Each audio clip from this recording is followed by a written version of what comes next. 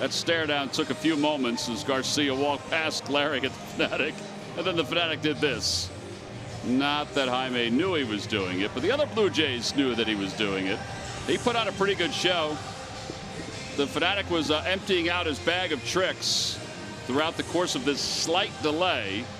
Yeah, it looks like we are about to get this baby underway at closer to 4:35.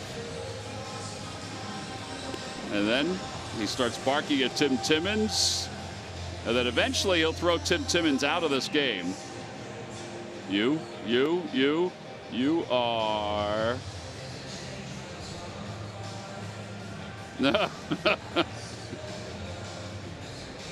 Out of here. And Aaron Nola then finally took the mound, and we're ready to play a little baseball. Let's take a look at the Blue Jays lineup. It's brought to you by Xfinity, America's best internet provider, according to speedtest.net. Well, Granderson moves over to center field for today's ball game. This is an offense that is scoring runs despite their struggles, and Solarte's hit in 7 straight. He also has 5 straight games with an extra base hit for the Blue Jays. That is not a misprint past him. The double play combination is Solarte and Russell Martin, the Blue Jays catcher. We'll talk about that as the afternoon moves on. They will face Aaron Nola, 6-2 with an ERA of 2.37. John, you're so right that he's heading toward a spot on this year's All-Star team if he continues to pitch the way he's pitching. Well, I don't see how you could keep him off if he continues what he's doing. He's one of the best in the game right now, and just so much fun to watch because he knows how to pitch. And if he watched the game last night, and I'm sure Aaron paid close attention, he saw that the Blue Jays hitters really jumped on that fastball early. So look for a lot of breaking balls early in the counts, and then maybe try to finish him off with the fastball late. But they will swing at the fastball first pitch. Speaking of that, Curtis Granderson leads it off. He was 1 for 5 in last night's ball game. So it's a delay of about 30 minutes, and our first pitch is just a bit outside. We're underway, and the count is 1-0. Watched the game last night, guys. Granderson hit the ball hard 3 times he did. in the game. Yeah, he's had a decent year. I mean, hitting just .243. Gets that one off the end of the bat. It's 1-1. Hit the ball that Dubel made the great play on. By the Giant sign, wasn't it? Granderson. Yeah. Yeah, Dubel made a fantastic play. Starting a highlight reel, isn't he? He is. Officially, it's a 29-minute rain delay. The 1-1 pitch to Granderson. Outside, 2-1.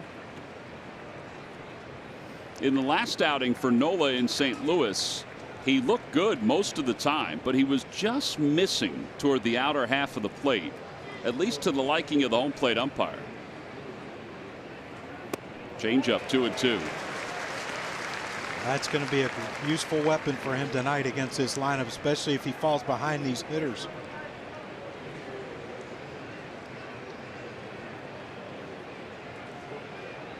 The other times that he has faced the Blue Jays, he has an ERA over 10. He's 0-1. But they're not used to the changeup that he throws because it's just really this year. I mean, he threw it last year and it was good. This year he's throwing it and it's along the lines of his fastball and his location. Yeah, one of the assets of great pitchers, not necessarily Nolan Ryan type flamethrowers, is the ability to throw something other than the fastball when you get behind the hitter. 2-2 pitch. And just missed with that fastball. 3-2. Josh Donaldson's on deck.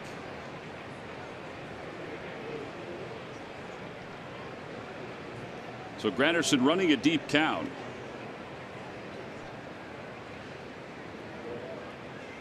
He got him with a changeup. Out front, 1 away.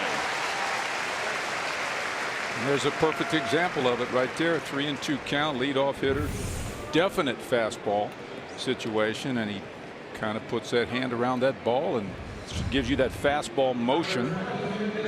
Takes about 5 miles per hour off of it, and you go, where'd the ball go? That's almost right on it. That's almost like the rich just getting richer when you're able to pick up a pitch like that if you're Aaron Nola and bring it to that level. He keeps pitching like this, he's going to get really rich and richer. Josh Donaldson was 1 for 4 with a double in yesterday's game.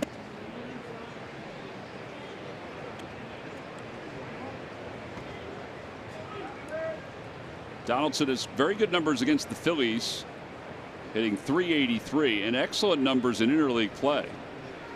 Change up low, 2-0. They pitched him a lot inside in last night's ball game. I noticed that. Couldn't get a strike in there, but they moved his belt buckle back a few times. He got the one hit and then ground that out to short a couple of times. Phillies have the shift on, and he runs another changeup. This one low, 3-0. It goes Franco, Kingery, and Cesar from left to right.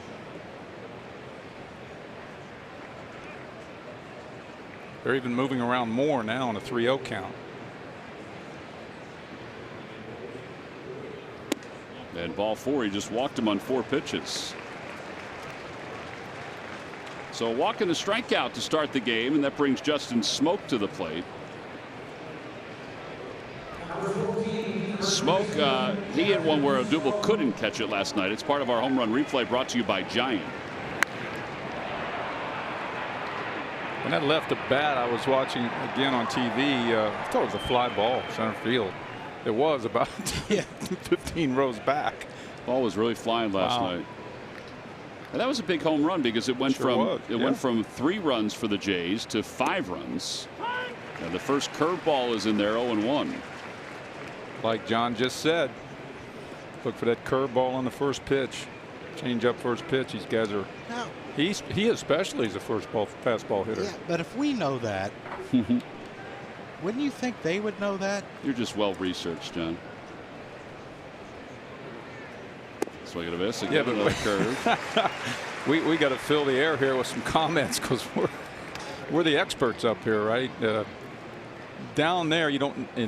I knew you as a hitter. You weren't interested in swinging at a curveball first pitch. No. Nor the second or the third. I don't think I ever did it.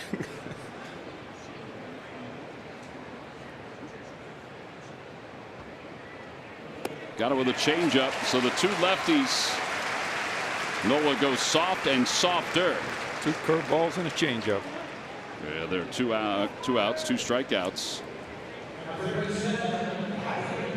That brings us to our Nissan upgrade. Upgrade to the technology of tomorrow today.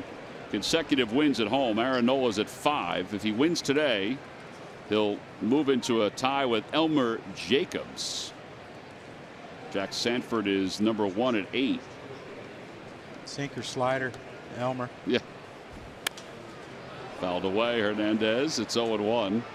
I always think that lefty would be on top of most of those lists. I mean, he's there, but I would have thought he'd be at the top of that list.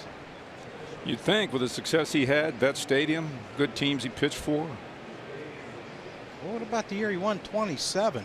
Wouldn't you think he'd have won a lot at home? You would have thought that. Yep. But that was a bad team.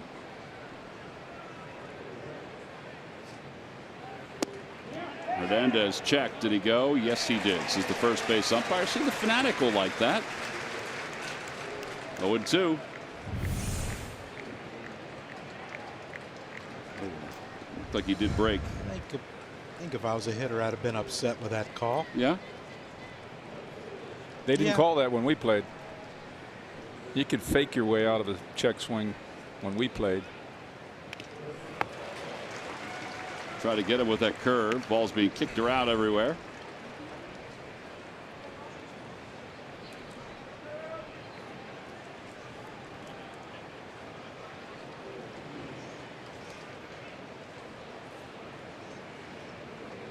Tell you what, he hung in there on that 0-2 curveball that broke about 8 feet. That's pretty good for your first time facing Aaron Nola. Thing starts behind your back.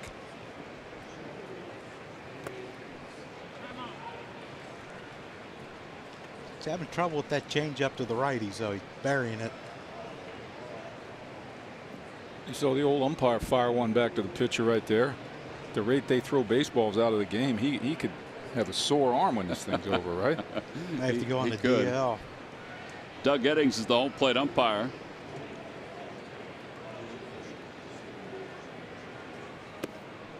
Two balls, 2 strikes. Well, I guess he's not going to do that. He needs gave that 6 one to Alfaro. baseballs. Tim Timmons at first. Mark Rippinger is at second. Joe West is the crew chief around at third.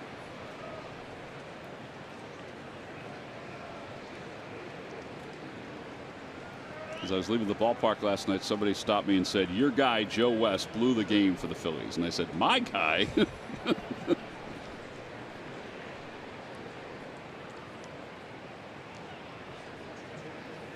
Over to third base, Maikel Franco bobbles, throws to second in time. Wow. 5-4 on the putout, fielder's choice. No runs, no hits, one man left. Middle of the first, Jays nothing, Phillies coming up.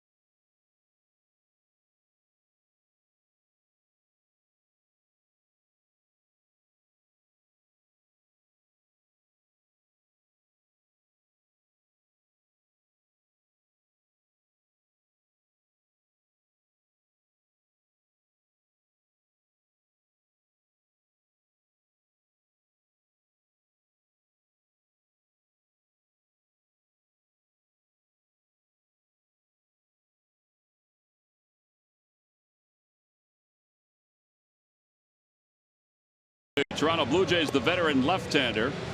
Let's take a look at the Phillies lineup he'll face. It's brought to you by Xfinity, America's best internet provider, according to speedtest.net. Well, not many changes to the Phillies lineup for today with the left-hander out on the mound. Odubel's done so well against lefties that he can hit it against anybody. Hitting .327 against them with 3 home runs and 9 runs batted in. Here is Jaime Garcia, 2-3 with an ERA of 6.28. And our AARP player profile tells us this about Garcia. This is his 13th game against the Phils. He has a 2.92 ERA. I think a lot of his success occurred when he was early on with the Cardinals because he was a very tough left-hander. Sharp slider. Just throw it down and in. Tough pitch for right-handers. Yeah, the first pitch to Cesar is in there. It's 0-1. Phillies are 12-8 against left-handers so far this year. Yeah, the Phillies have performed quite well against lefties.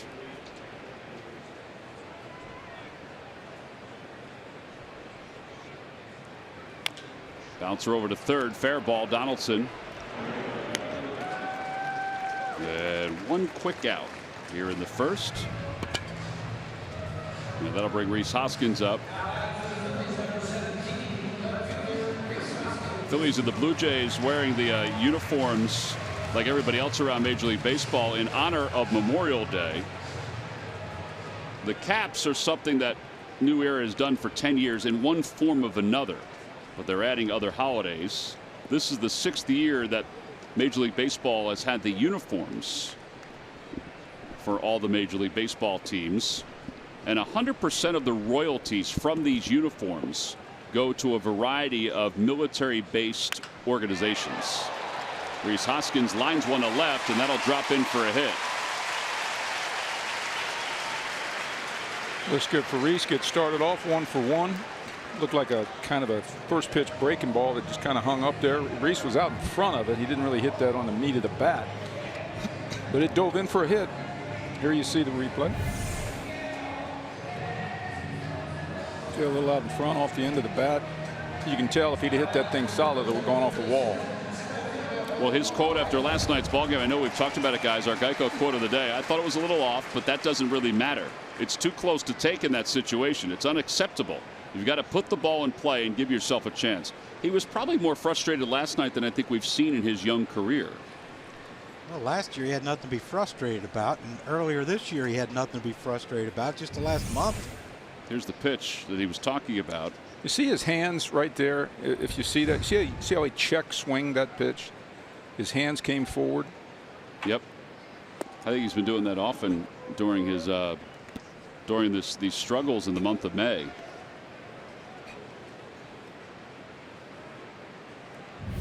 Here you see it again. Now watch Reese check swing a pitch he's taking. Now when he's hitting good, those hands stay back and up, right? And he has something left to swing at that with. What he does when he brings his hands forward like that, he pretty much puts the gun on safety. You know what I mean? He pretty much, so Odubel going to center field with a high fly here, but it pretty much locks you out where you really have nothing left to swing with. And I think we've seen that with the number of his at-bats. So 2 away, and here is Carlos Santana. You're right. I mean, back to Reese. You're right, Tommy. If you go back over the last 2 or 3 weeks, you see a lot of check swinging on pitches he takes, and a lot. And John, you know this. Reese has fouled off a lot of balls foul left, topped them left behind, you know, left of the left field line. He hit some in St. Louis off the barrel, and it went over the third base dugout, like squared it up. And it just means your hands are committing too soon. You're not confident in keeping your hands back.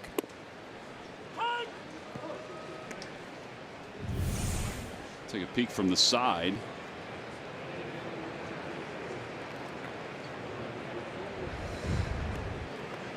And that's one of the checkpoints as a hitter that he'll have to learn as he goes. You feel yourself check swinging or jumping, I call it. And that's just a dead giveaway for not having good mechanics. And everybody goes through it. Oh, God. You know how I'm telling you this because Yeah. I've been through it hundreds and hundreds of times. And he wants so bad to get the big hit in a game like last night. You know, I mean, I could have just set him off on a player of the month period right there if he'd have got a hit in the game last night and won the game. Gabe Kapler was saying after the ball game that he mentioned to Rob Thompson, his bench coach. He said if Hoskins gets up here, we win the ball game. That's the amount of confidence that he had in him.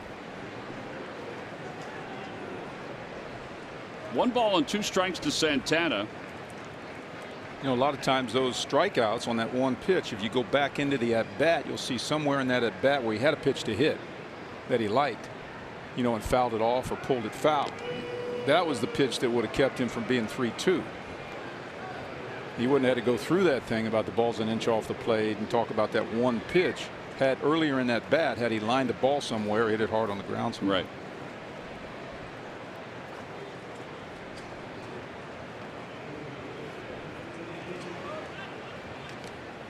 It's 1-2 to Santana, who has 13 extra base hits and 21 RBIs during this month of May.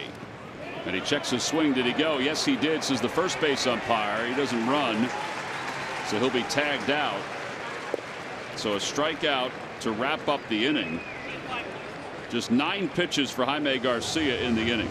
No runs, a hit, and 1 man left. We'll go to the second. Blue Jays nothing, Phillies nothing.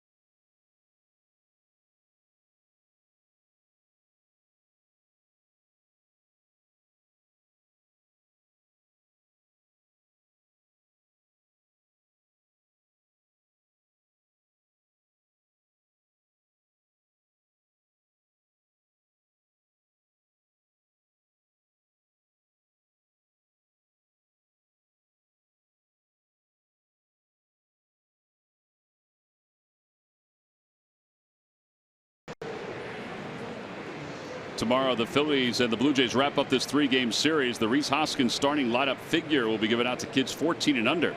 You can still get tickets. Go to Phillies.com. It's a great giveaway. They were prepping them today before the start of today's ball game.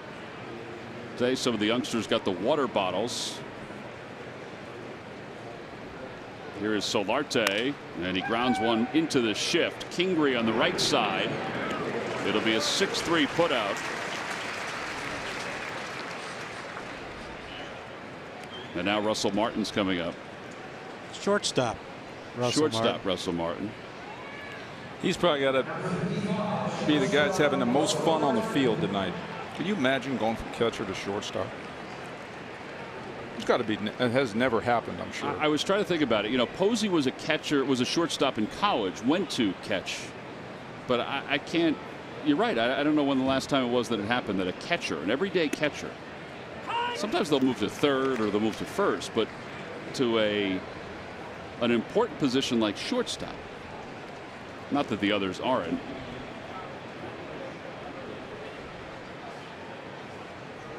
Curveball. I was talking to DeMarlo Hale this morning, the bench coach for the Blue Jays, and I said, so did Russell go to John Gibbons or did John Gibbons go to Russell? And he said that Gibbons called Russell in because they had played him at third base on a handful of occasions. There's DeMarlo right there with the glasses on. They had played Martin at third base, and with the shift he would have to move over to shortstop, and they thought he was comfortable there enough. He looked comfortable enough that they could give him a start there. He is the 7th different shortstop to start a game this year for the Blue Jays. 7.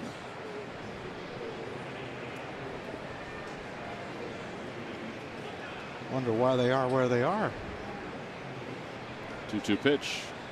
Curve ball over to third. Franco attacks it. 2 outs.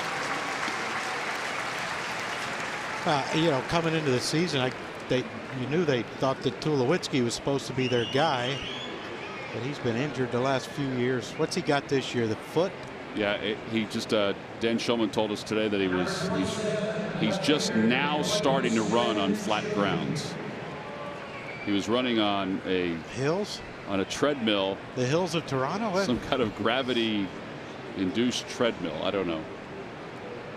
So he's still a ways away from coming back. Gravity-induced treadmill. Yeah, I think I'm using the wrong term, but it was something with gravity. I got to ask Dan that. I've never heard of that. So, like, you're weightless, but it's a treadmill. That's exactly right. I think that's what it is. Maybe a belt or something holds you off. Where do you get that one? I don't know. How about one that just goes up and down, up and down? I don't know. Do they have weightless scales?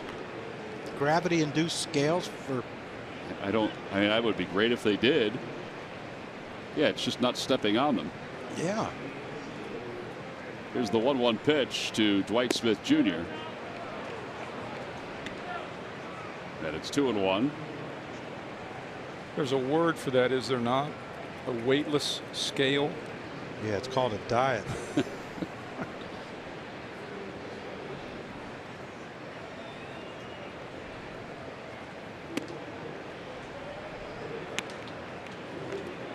So, like, why do you need a scale if it's weightless? They tell you that you lost weight. You just need some positive reinforcement, Johnny. That's all. Yeah. I think you look great. Thank you, Tom. You too. Thank you. Change up 3-2. We could all lose a little weight if we can get Freddie 2 scoops the heck out of here. Frankie, 2 scoops. Excuse me, Frankie. I didn't even know Frankie's name. Freddie. Begins with an F and an R. And he's the nicest man in the world.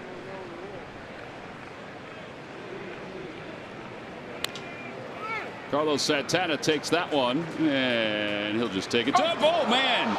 He is out at first base, and he's lucky he didn't get hurt. He lost his sunglasses. He thought about tossing it, and then decided to take it to the bag himself. And he's fortunate that he didn't hurt himself. There's a new one right there. The feet get hooked together. Wow, that was really close. It looks like his heel did get on the bag. That was one of well, Nola kept coming. He kept coming. But Carlos, in Nola's defense, Carlos gave him the I'll take it myself a little late. So he just barely gets it after they hook there. So 3 ground outs. Last one was more eventful than the others. We move to the bottom of the second. Scoreless game.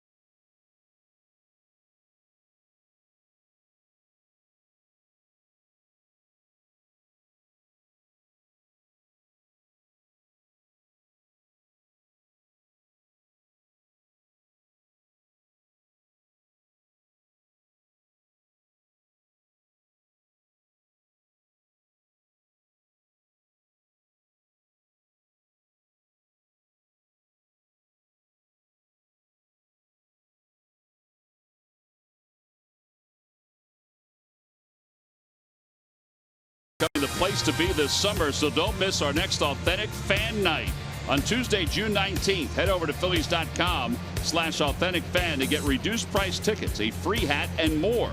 But hurry, these discounted tickets are limited. Last of the second, Aaron Altair leads it off. Have you ever, when's the last time in a Major League Baseball game that you see a bench player warm up with the outfield? Usually they play with the ball boy or ball girl. They do, play catch with the ball boy or ball girl. I see it at my son's college game all the time. Yeah, softball games that I coach, we had to have a bench player go out and play catch. Major League, though, I don't remember that. Blue Jays do it. The throw has to be that good, huh? Apparently they're precise that way. Bounce ball, foul off the tarp.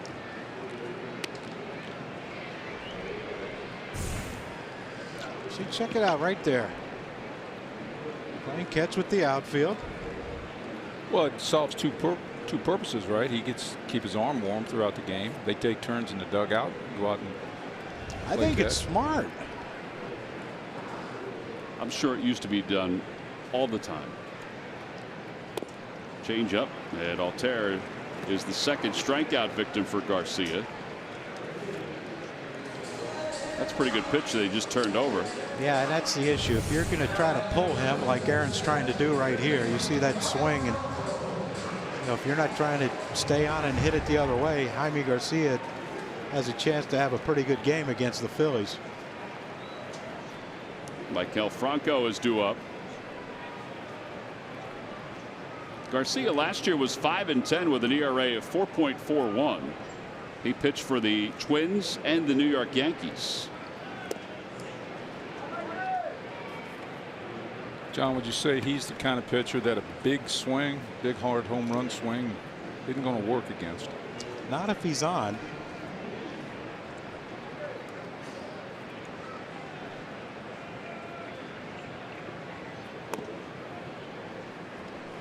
And I don't know if he has enough to get in on you consistently, so why would you think about looking in?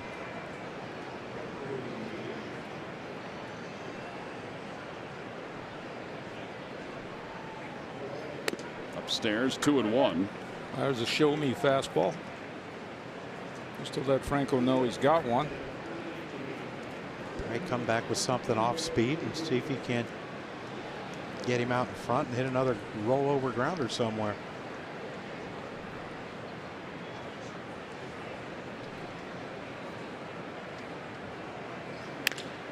back toward the middle. But Solarte was playing there. 4-3 on the putout. Phillies are still offering season ticket plans. With as little as 7 games, you can become a season ticket holder and take advantage of some great benefits with that partial season ticket plan. You get the comfort of having the same seats in the best location for every game, and then invites to exclusive season ticket holder events like today. One of the gentlemen that was selected to bring out the lineup card with Gabe Kapler is a Phillies season ticket holder. So they got a chance to do that. And that's some of the things that you get a chance to do if you had Phillies season tickets. Visit Phillies.com or call 215-463-5000. Here's Kingery. And it's 1-0. That ground ball that Franco just hit for an out is, in the old days, possibly up the middle for a base hit. So I'm wondering if the defensive shifts has inspired this whole swing up on the ball theory that they're coaching now. That'll drop for a hit for Kingery.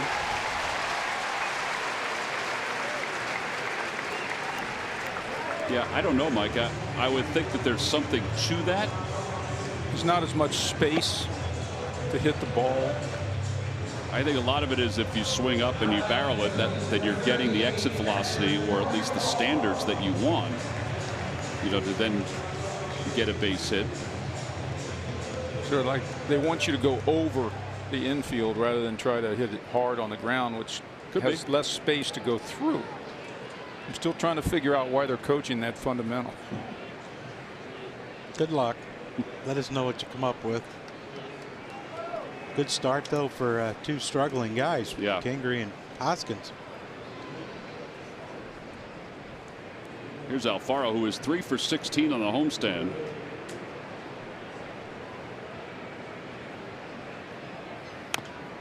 And it's 0-1.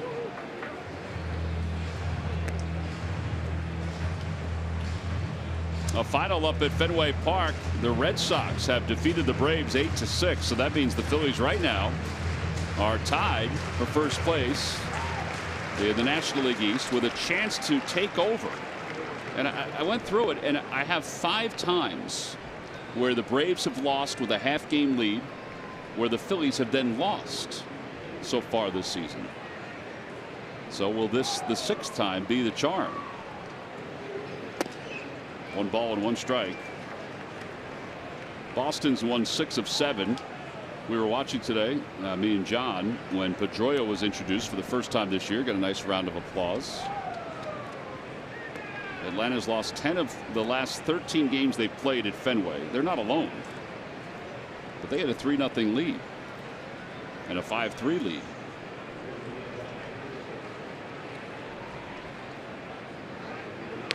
Garcia should be right up Alfaro's alley. The way he waits on the ball, uses right center, the middle of the field. Should have the perfect stroke for this lefty.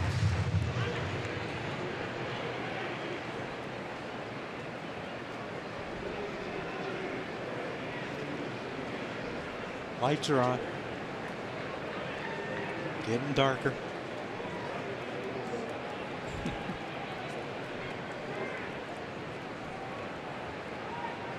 We had some fun on the road, Michael.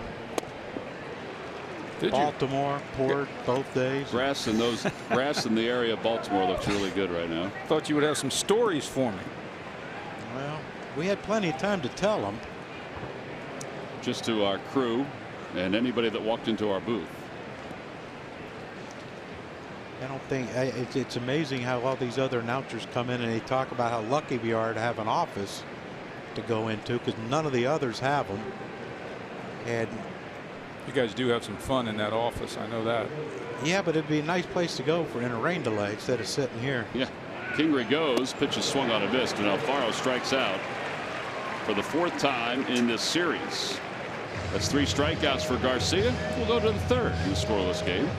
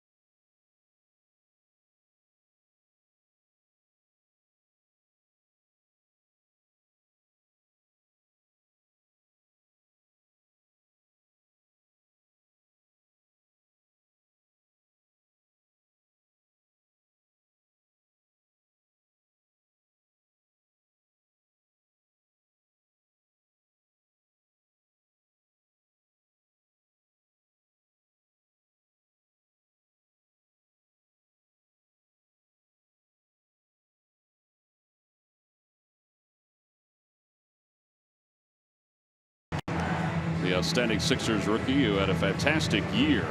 Helped the Sixers to the postseason. And he is just getting better and better. And he's now sitting down with Craig Murphy. Murph? All right, thank you very much, Tom. Yeah, what a fun year it was to follow this young 76ers team into the postseason. This guy right here obviously was a big part of it. First of all, welcome to Citizens Bank Park, your first time here. Tell us a little bit about, the emotion that Philadelphia and the sports fans brought to this city while you guys played in front of them this year. It's been amazing. Obviously it wasn't the end we wanted, but, the fans stuck with us the whole time. And, we owe them, every season come back and perform. So, I love playing for Philly, and it's been a great year. And I can't wait for the next season. When did you guys have an idea that it was going to be a special season? Did you know early on that obviously the talent was there, but did you know that it was going to all come together? For me, I felt personally, as soon as everybody was together and we had our team and ready to go, it was going to be a fun year, and we're just going to get better every game and continue to grow. Talk a little bit about you got a chance today to go down on the field and deliver the first pitch. Now, you never played baseball as a kid, but you just pumped the strike right in there. Right, I think that's more of a natural thing. Maybe cricket helps a little bit, but no, I had a lot of fun. Yeah, growing up in Australia, you played Australian rules football, and obviously you played basketball. You played a little cricket as well, I'm guessing. Is there any similarities to getting out there and throwing a pitch than there is to any of those sports? I think it's just one of those natural things, but I'd say cricket for sure. A similar game in terms of throwing the ball. And no, but I've never played baseball, so I enjoyed throwing that first pitch. You got a chance to do it in front of the crowd, and I know when you came out there, they announced your name. There was a big ovation, as well as there should be. You brought so much excitement this season. The Philadelphia sports fans, you hear so much about them. It's a passionate group, but man, are they a great sports fans or what? Oh, for sure. They give us so much energy. It's like having another player on the court for us every time we play at home. So the fans have been surreal and amazing all year, and next season's only going to be better. And I just know fans are getting more into it, so it's going to be great. I'm sure you're already thinking about next season, but taking some time off, relaxing a little bit. What do you do in the off season to relax a little bit and then get ready for the next year? I've had my little break. It's time to get back to work, so I'll head out in a couple of days and get back to work. What can fans expect from this team next year? What do you think? To be a lot better, a lot better. This is just a start. Obviously, this is my first year playing, and a few other guys playing together, so it's going to come together very nicely, and I really believe in this team, so it's going to be a lot of fun. Well, we're not wishing the summer away quite yet. We've got some baseball to play, but we certainly look forward to watching those Sixers get back on the court and watching you get back out there for your second year. Definitely. Appreciate it. Thank you. All right, Ben, thank you very much. Guys, back upstairs. All right, Murph, thank you very much. I wanted to know why he threw out the first pitch right-handed, but he shoots left-handed. All right, Murph, what do you got for that? All right, I was going to ask that. Like, we talked about it before we came on the air. You threw the pitch right-handed. John Kruk said you were shooting. You shoot your free throws, you shoot left-handed. When did you decide you were going to throw right-handed? As soon as I knew I was throwing the first pitch.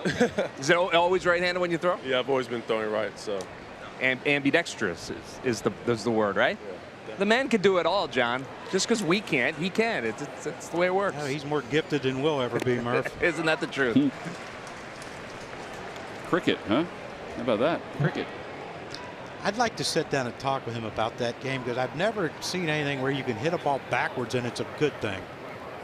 Plus one bounce. I don't understand that game. I don't either.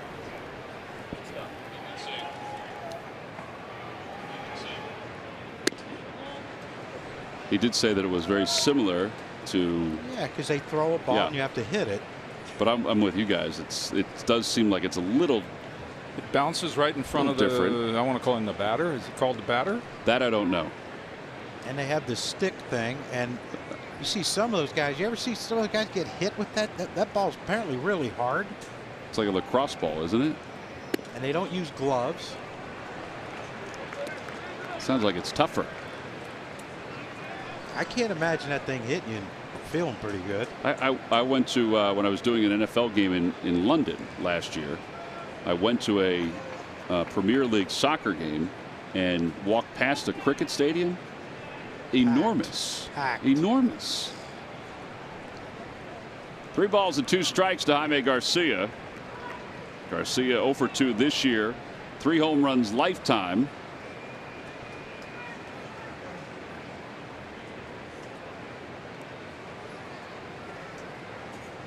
Wouldn't that be nice, though? They call you, throw out the first pitch, and that's when you decide, no, I guess I'll throw right-handed. Right. 3 strikeouts for Nola. How about this play by Scott Kingery against Maley? Just kind of like, I want to say, even though he went to the ground, it was hit really hard. Sort of like a numbers high hop for him. Down to one knee and made a perfect relaxed throw to first base. There's a versatile young man. Just need to get him to start hitting consistently. He and the big fellow in left. Granderson takes a curve, and it's 1-0. They both will figure it out.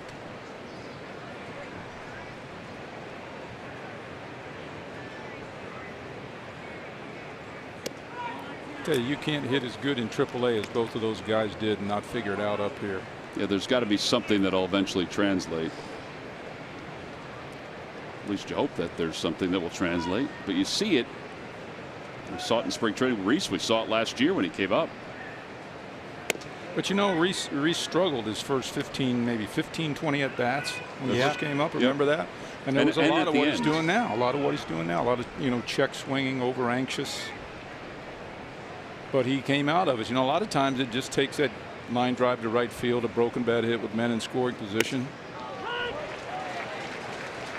Sometimes the game itself will bring your good mechanics back to you just by getting, you know, allowing you to relax.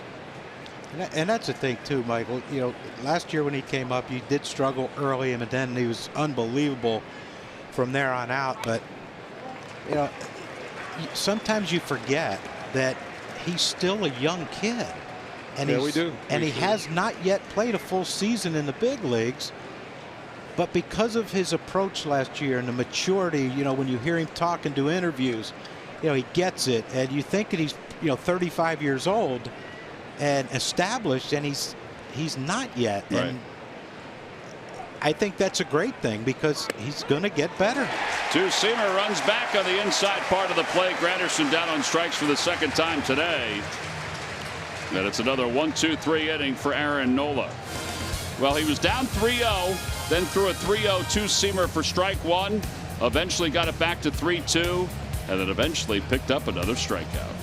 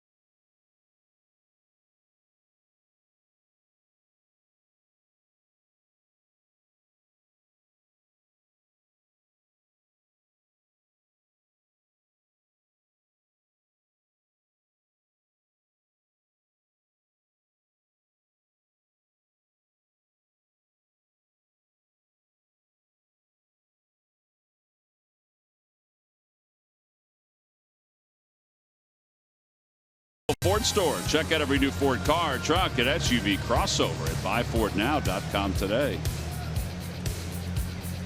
Well, with Mike Schmidt, John Kruk, Greg Murphy, I'm Tom McCarthy. We move to the bottom of the third. Phillies have 2 hits. The Blue Jays have 1 base runner. That was a walk. And here's Aaron Nola to lead it off.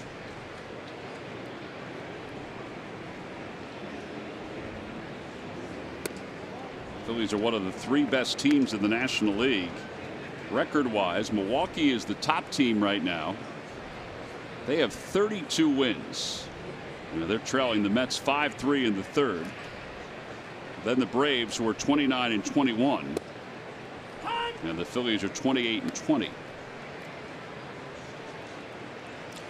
Well, Eflin hit a homer last night. Let's see if Aaron can get one. 418 feet. It was the longest, according to StatCast, longest home run by a pitcher this year. What about Florimone? That's a good point, John. I keep forgetting about Florimone. Florimone. That was a pretty stylish home run. Straight away. Boom. Is he counted as a pitcher? 6'5". Up the third base line, Garcia fields his position well. 1-3 on the putout. Here's Eflin's home run.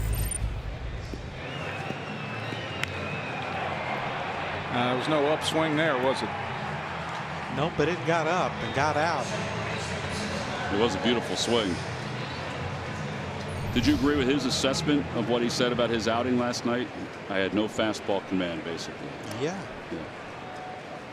You know, we talked about it though. You know, 57%, almost 58% of his pitches are away, and he had trouble getting it out there. And like I said, if you don't have fastball command along with off-speed command against this team, they're going to hurt you. Yes. Even if they're less than 500, it's just the way they're built.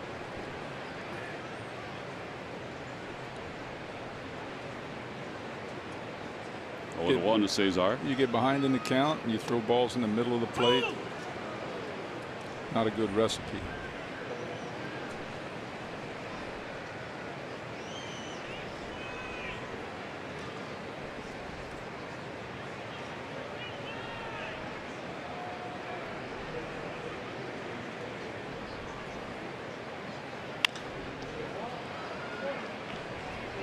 So I got to ask you guys, in St. Louis,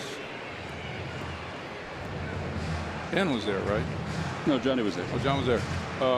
How'd that 105-mile-an-hour fastball look? Which one? Can you the first one? Can you see the difference by the naked eye? Well, the one he threw 105, he kind of cast it. I mean, it was kind of airmailed. I thought the last out to Odubel, you could see the difference. Yeah. Because of his swing. You know, get out of here. In the air to left field. Smith is going back toward the wall. He has room, and he makes the catch. You know, that's the thing, too. Odubel was coming up, trying to extend his streak. And this kid started at 102 and worked his way up to 105. Yeah, just kept climbing the ladder. It was impressive. You think the pitcher knew of the streak? Yeah, I think so, yeah. They had mentioned it the day before. He kept peeking at the radar gun, which I guess I don't blame him because he kept hearing the crowd's reaction. reaction. The dugout was cheering him on, and they were going crazy when he got to 105. Wow. That was the third time we had seen Jordan Hicks in the series, too. And the first night, he was all over the place. Yeah, it couldn't have been comfortable for righties. I mean, he was throwing it everywhere. Next night, he was better. But I wonder, you know, you wish they had the same guns, or they could figure out a way to use the compare so you can compare. Yeah, things. so compare to like our era. Like you know, how hard do you think Nolan? I mean, he was clocked at 100. But, you know, you wonder if these guns, if he would have been 103, maybe 102, 103, 104, maybe. He might have been. I wish I knew. That way I could relate to what our hitters today are going through when they say 100 miles an hour. And because I can think of Nolan Ryan fastball, well, you know, it used to be 93, 4-ish in that range. Straightaway center field. Granderson makes the grab.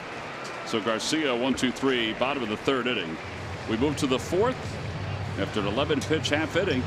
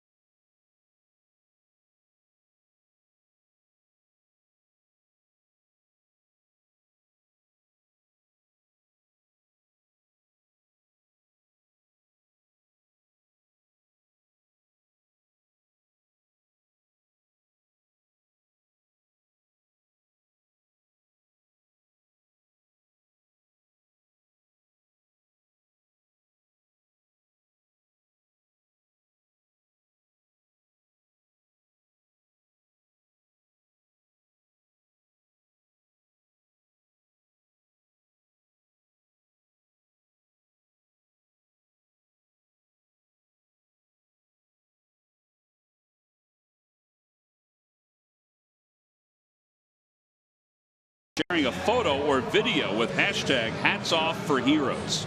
For each post, T-Mobile will donate $1 to support veterans. On this Memorial Day weekend, we celebrate those who have made the ultimate sacrifice. We remember those who made the ultimate sacrifice to provide freedom for our country. Players are wearing the uniforms in honor of those that gave the ultimate sacrifice, and 100% of the royalties from these uniform sales and the hats will go to various military charities. Each of the teams have the hats that have the 5 stars on it. The Phillies do. See, the dugouts have the hats on it. They change those as well. The sleeves have the 5 stars on them. Just can't get one in there, John, on Donaldson. On the strike, on the corner, he's been, I've seen 8 pitches inside now, and every one of them have run off the plate.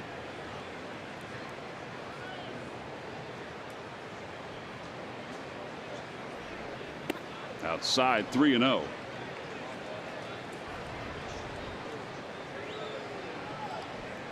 See the stars, that's representing the 5 branches of the military in the United States. The Blue Jays have 4 stars on their uniform because there are 4 branches to the military in Canada. 3-0 pitch coming to Donaldson, and he gets the green light, and he lifts it down the right field line. Santana in foul territory makes the catch. That was his and only his. Take that 3-0, huh? Pop up to the first baseman.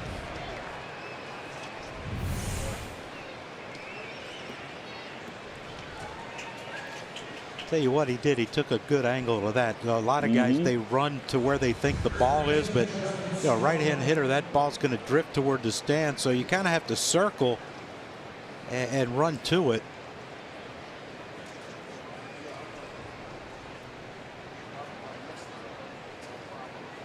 Here's Justin Smoke, and he'll take a changeup for a strike.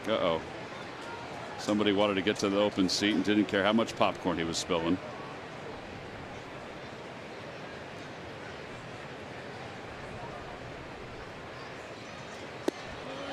Now, let's hope it doesn't rain, but if it does the Fanatic stay out and get that thing wet?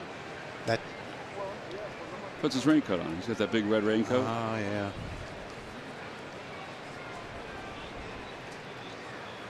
He just dropped the popcorn down to the next level in the first row. Taking selfies.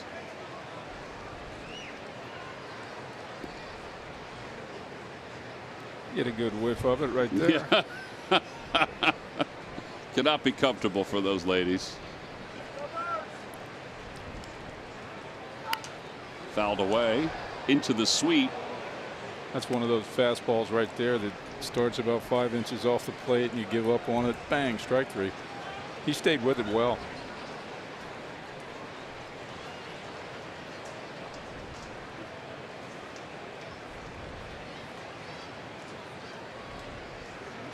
Curveball. Second time today he's gotten smoked. 5 strikeouts overall. All right, guys, it's time now for the Ram Truck Stump the Fans trivia question. Log on to Phillies.com. Go to the fans section for all the information. Please submit your answer on the subject line. The question is this: which 2 Blue Jay pitchers are tied behind Roy Halladay for most wins in a single season with 21? So what Blue Jay pitchers in history are behind Roy Halladay's 22 wins in a single season? I know one of them. Curveball 0-1. Answer will be revealed a little later on. You guys could chew on that together.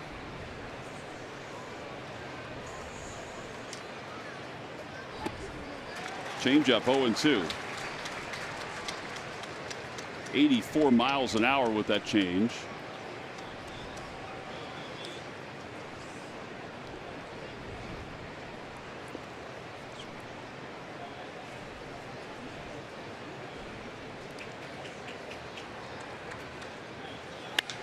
Over to third, right on the knuckles.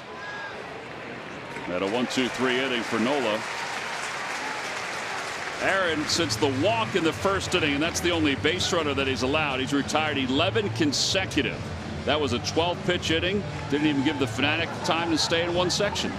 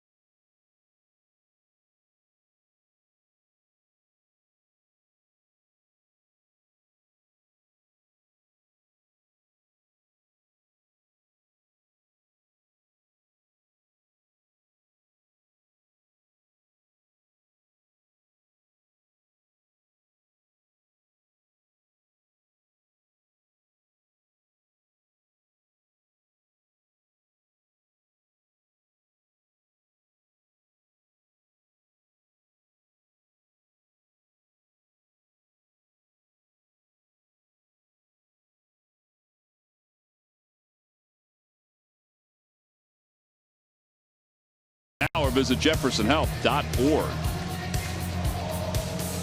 Last of the fourth inning in a scoreless game. It'll be Odubel Herrera to lead it off. Herrera, Carlos Santana, and Aaron Altair against left-hander Jaime Garcia.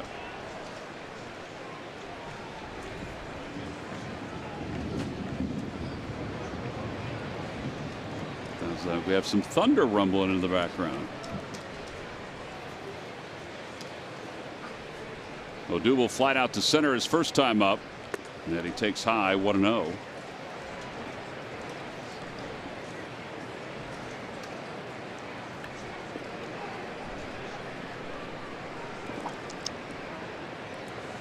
Odubel has reached base safely in 49 of 50 games. Like two little school kids over here passing notes to each other on who we think these guys are. Well, we take that serious question. Some serious stuff. The best is when you can hear some of your reactions when you're trying to be quiet, but you can hear them on the air. I hope they don't hear all of them. Well, that is true. The boys actually have one of the answers correct. They're looking for the second one. 2-1. Odubel takes one just below the letters. I wonder why Odubel just kind of steps out when he takes those pitches like that. You could track them. You know how they track them in spring training? I think the other thing, too, is that, and I could be way off on this, but you see his stance right there. Got a little bit of a crouch, not a huge one, but when he just lets it go by, he straightens up. And it may give the umpire a little easier view. And maybe a broader strike zone. He's not short on confidence. And that's what you have to be a good hitter or a great hitter. Gets that one out toward left field. Smith going back. And he's on the track to make the grab for the first out.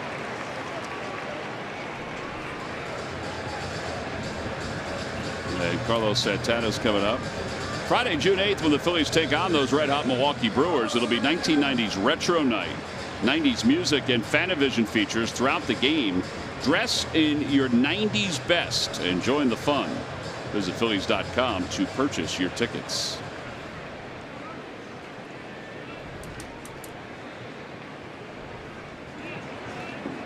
'90s.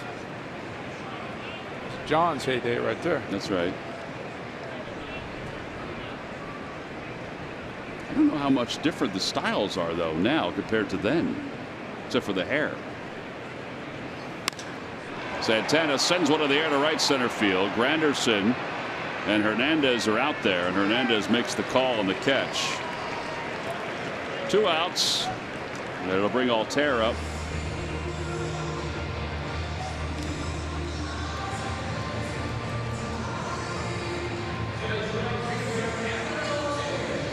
Aaron struck out his first time up.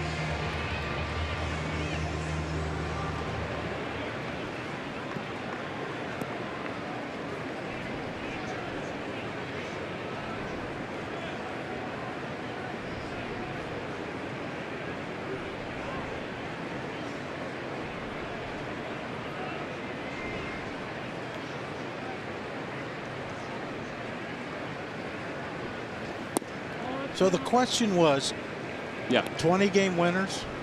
Yeah, so Roy Halladay's 23, and there are 2 guys tied for second with 22. Actually 22 and 21, I should say. Granderson, oh man, he had to cover a lot of ground to make that catch. That's a fine grab. It's an 8-pitch inning for Jaime Garcia. So Halladay at 22. The guys tied for second at 21. All right, so Curtis Granderson still can go get it a little bit out in center field. That takes us to the top of the 5th inning.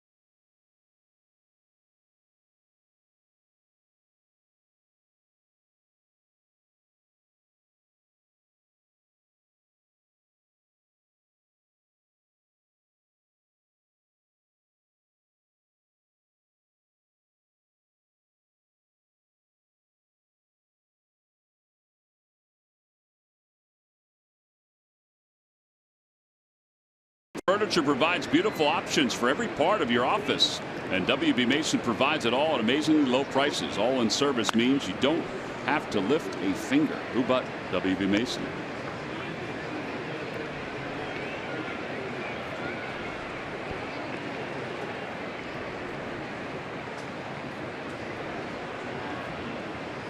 So Larte leads it off. He grounded out to Kingery on the right side his first time up.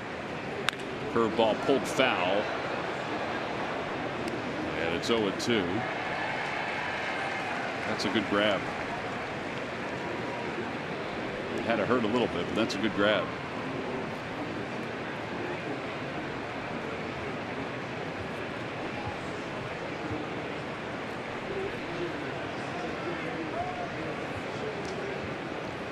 Back toward the middle.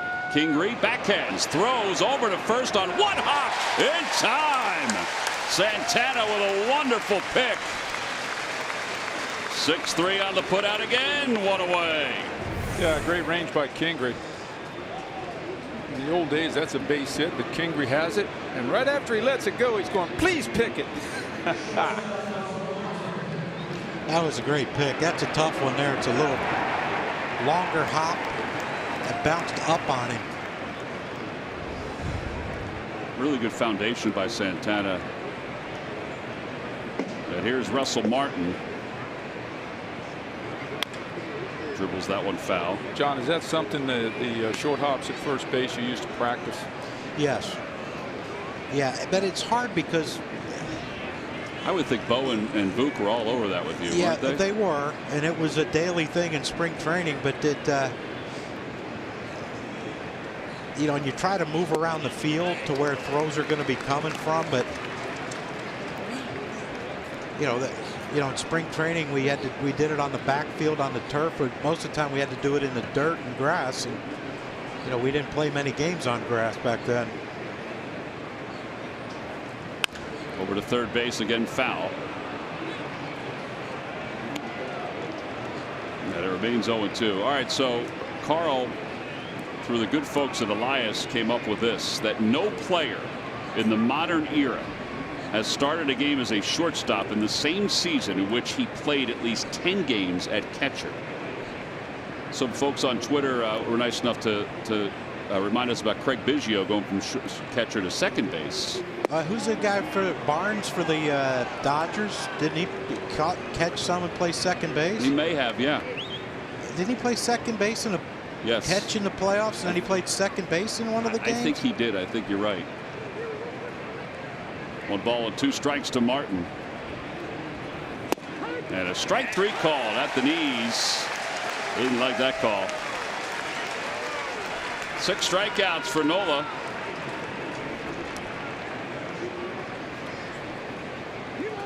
Pitch gas presented by PJ Wheelahans. Well, take it. We might have got one there. Yeah, a little bit. I think I know the answer. Very good. Because you don't associate him with the Blue Jays. But he was. Okay, that's true. You don't. He played for them in '93 when we played him in the World Series, but he wasn't active for the postseason because of injury. Oh, okay. Because you'd want him. Yes. All right, we'll get to the answer in just a little bit. Here's Dwight Smith Jr., who is 0 for 1.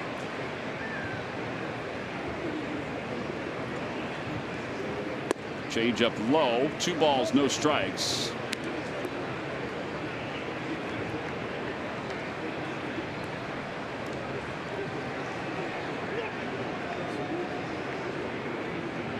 You're saying he played against you in '93? He was on the Blue Jays, but he was not on the playoff roster due to injury. Curveball.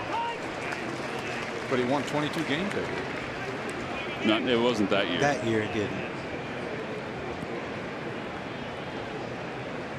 But he's one of the best big game pitchers in the history of baseball. I know who it is. 2-2. He'll be at the Hall of Fame this Yes, year. he will. Making a speech. Good call on that. Well, we used to have to face them a lot in spring training. And oh, God. You get to know the Blue Jays pretty well, right, in spring training? Oh, my gosh. Let's play them 15 times. Outside with a curve, 3-2. He tried to backdoor it. 3-2 changeup, get a swing and miss. Changeup's been really good with the lefties.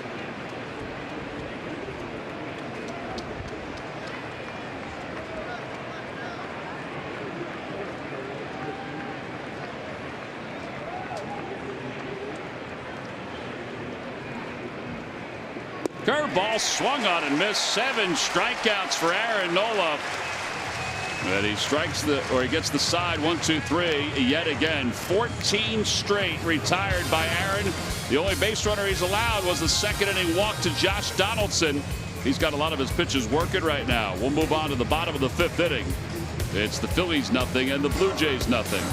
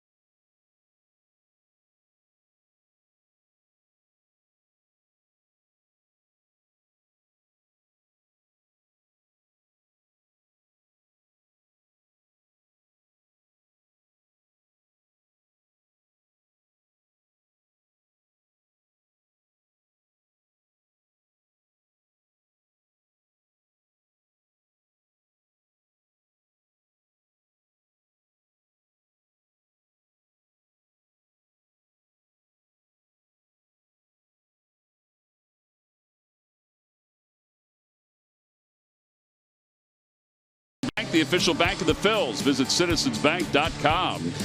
Well, today in Portland, game 1 of a doubleheader. They've got like 8 games to make up there in Portland after the early rainouts this season. Kilome, 6 2/3, 1 earned run. Zach Green, a game-winning RBI single. Congratulations to the Reading Fightins. 7 innings, right? 7 innings, yep. And they'll play a second game, which will be 7 as well. Here's Franco. Franco grounded out his first time up.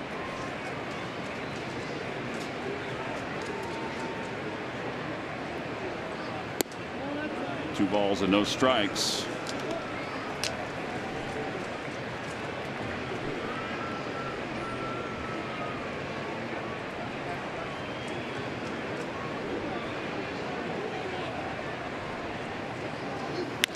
In the air to left field.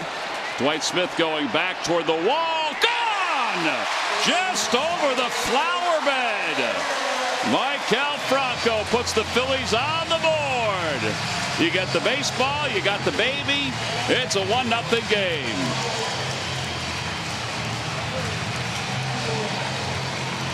Well, maybe the 2-0 home run swing does work. I still think Michael caught that off the end of the bat. Got it out there just far enough to drop it in the flowers. It's a beautiful thing, that flower box out there.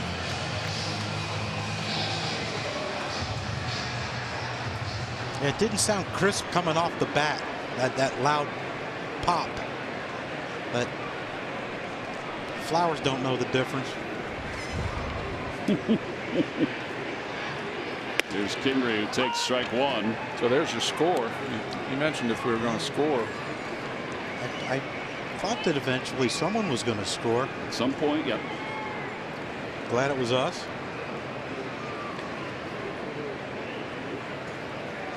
Kingery singled his last time up. And it's 0-2.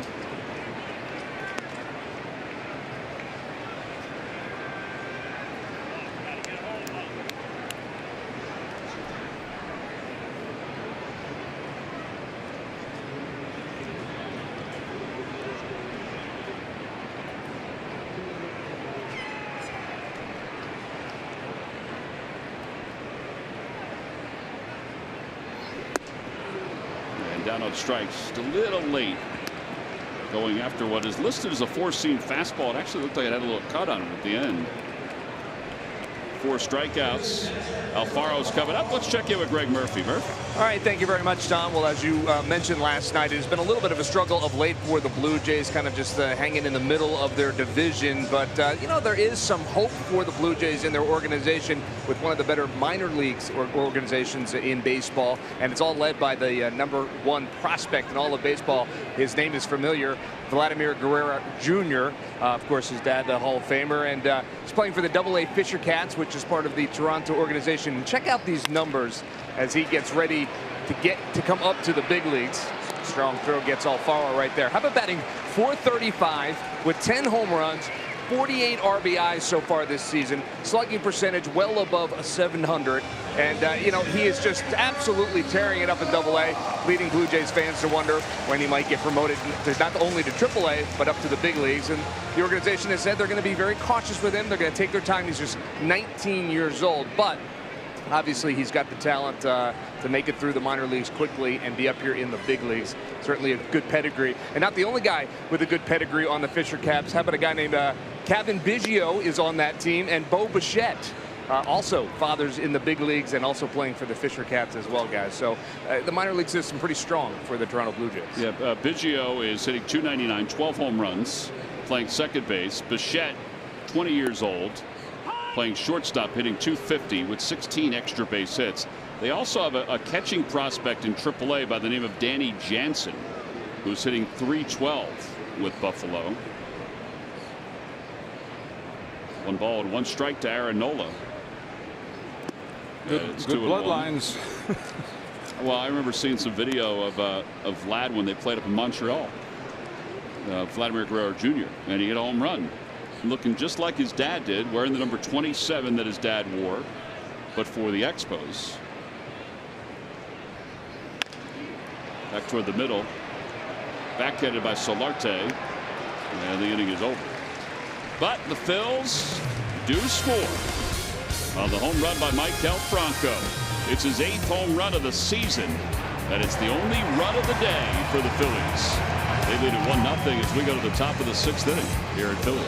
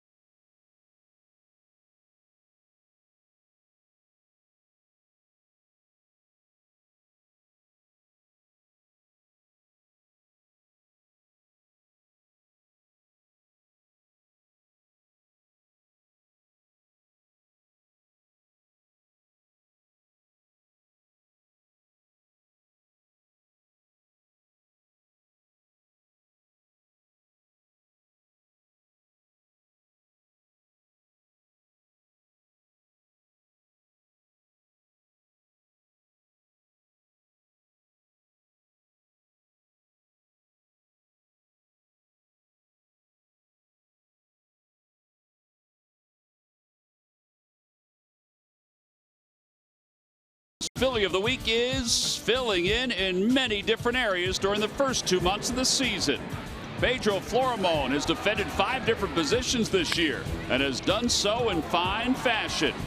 At the plate, his average has hovered around 300 for the month of May, including his first 2 home runs since 2013.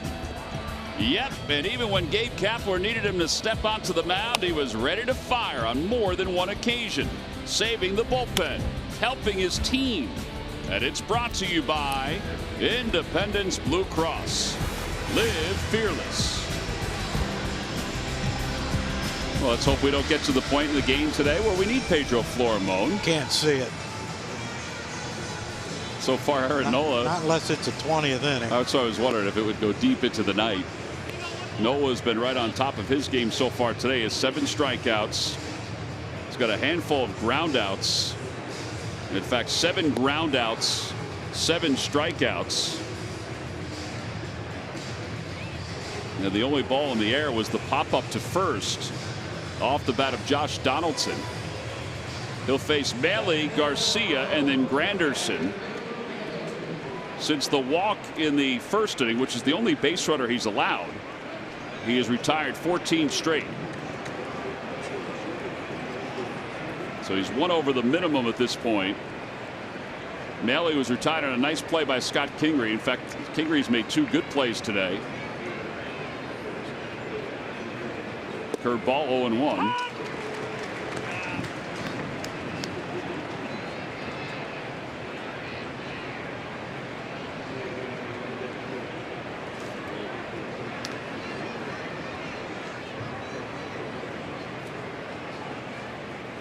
Fastball at the knees, 0-2. 90-mile-an-hour fastball from Nola.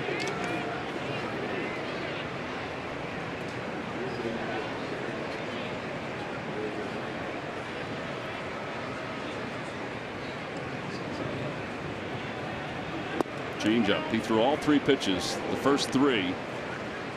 Through the curve, the fastball, and now the changeup.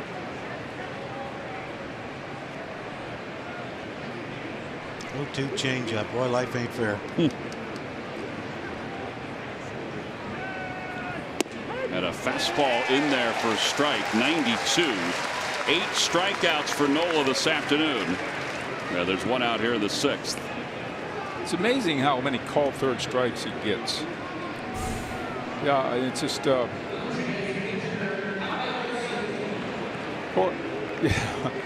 Jorge does is going to yank the ball back a lot, you know. He catches the ball and kind of moves it a lot of times when he knows it's off the plate. Sometimes it's not kind off of the raised plate. That one up a little bit.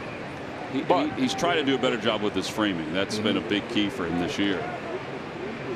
Like I said, Nola, 3 pitches. You got to look for all of them, and freezes so many hitters.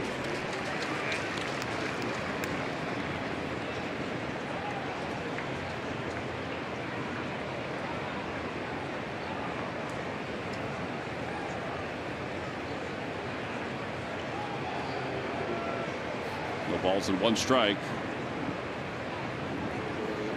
Swing and a miss.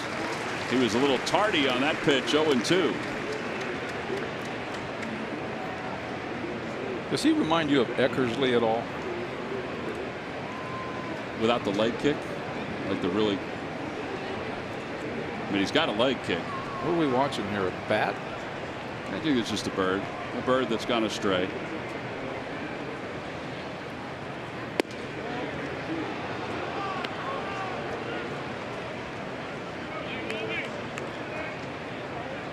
He's not stuck in the net, is he?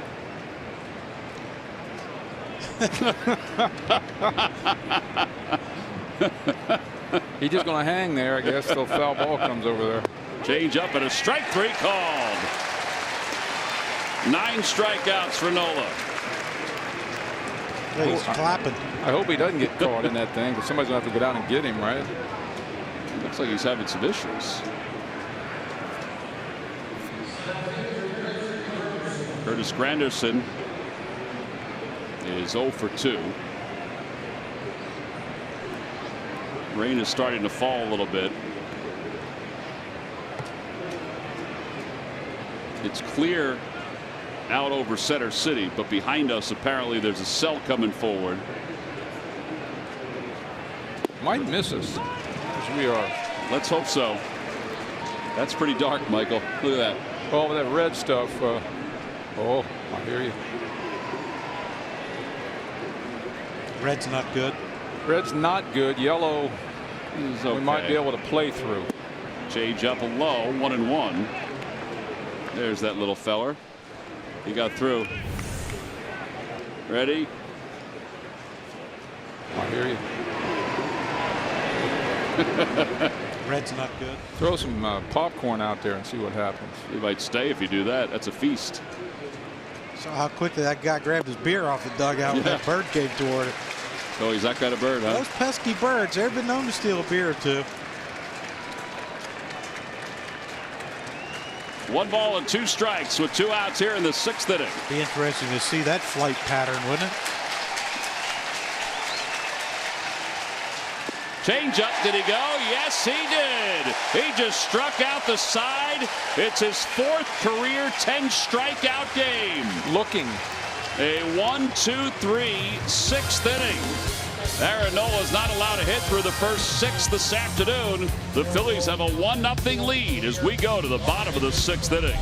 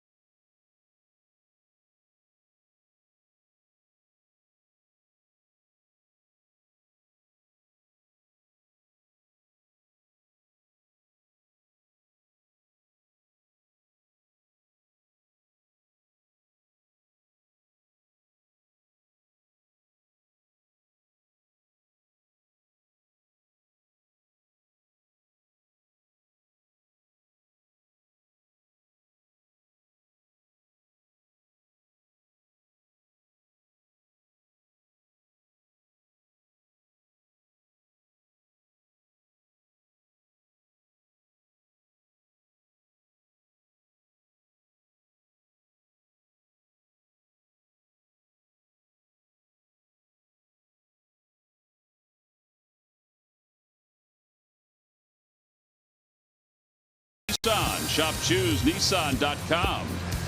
And by WB Mason. Who bought WB Mason for fast free delivery? Nobody does it better. Well, this is happening right now live as we speak, as we go to the bottom of the 6th inning. Hopefully it's not a long storm, because you don't want Aaron Nola to have to sit all that long. He has not allowed a hit in today's game. He's only allowed 1 base runner. They tried to wait as long as they could, but then it started to come down this hard. You can see it's still bright over Center City, but the storm is coming from our south. So the fans are going to take cover as the field is covered up. Again, hopefully this is just a quick shower and won't last all that long. But we are in our second rain delay of the afternoon. Usually it's pitch black out towards center field when this happens. There's Aaron Nola, and he'll keep himself as loose as possible.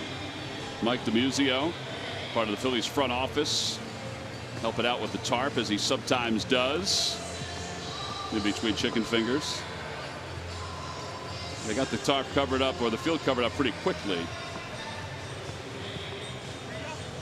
And now they'll try to clamp it down just in case it becomes a thunderstorm with a little extra wind.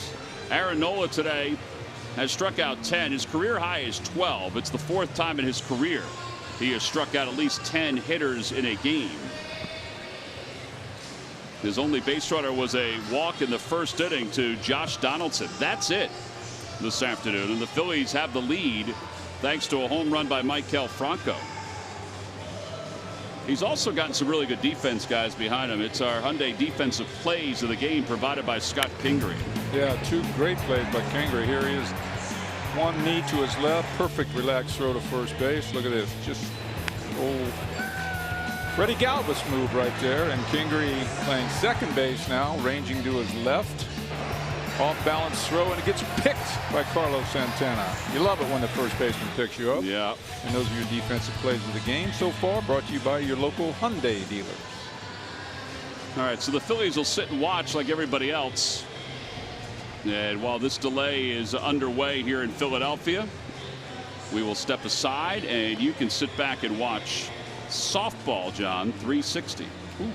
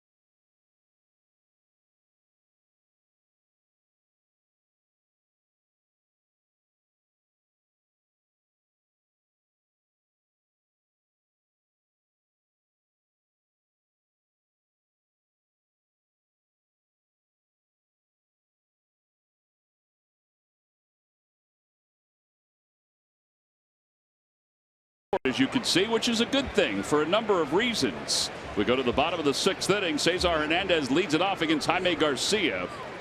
The corners pinch in against Cesar, who is 0 for 2. He's reached base safely in 28 consecutive games. And he takes the first pitch strike. It's 0-1. I wouldn't mind seeing him trying to lay down a bunt right here. I know Donaldson's in, but we talked about his arm issues. And over to third, and Donaldson will get a chance to throw, but with plenty of time.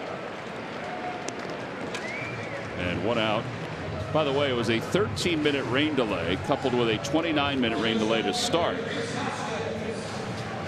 And hopefully that's it. Hopefully that's it. Well, the first one didn't bother the pitchers, just other than the fact that they were told they have to wait to get into their routine a little later. And this one, because it was so short, it shouldn't have any issues with them either. Here's Hoskins. Hoskins 1 for 2 today.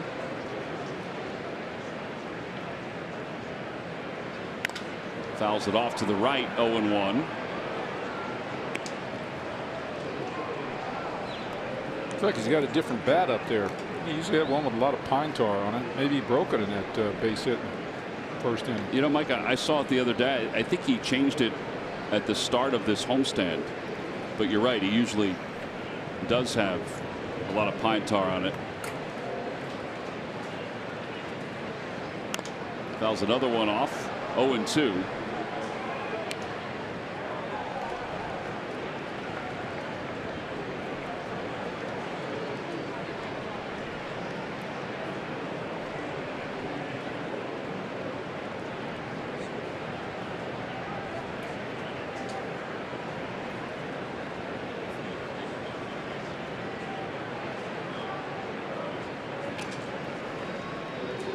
Oh-2 pitch.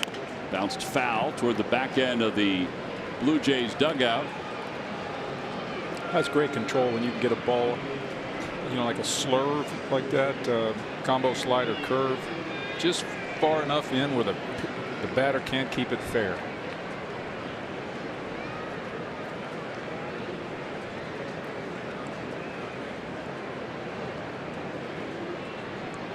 That's the kind of command that Garcia has today. You know, he throws nearly like Fernando Valenzuela. Fernando had a little screwball, so to speak, and it's similar to what Garcia's changeup's doing. It's a nice compliment for somebody, particularly somebody who was born in Mexico. Garcia was, excuse me, but I think Fernando throws a little harder. Yes, he did throw a little harder than this, but Garcia may have thrown as hard as Fernando when he first came up. 2 balls and 2 strikes to Reese. Out front, popped up, foul territory. Donaldson will give way to Martin, and that's his first play of the day as the shortstop for the Blue Jays. Actually, no, he had the Alfaro ground ball. Sorry, that second one. He's kind of laughing about it. You see that?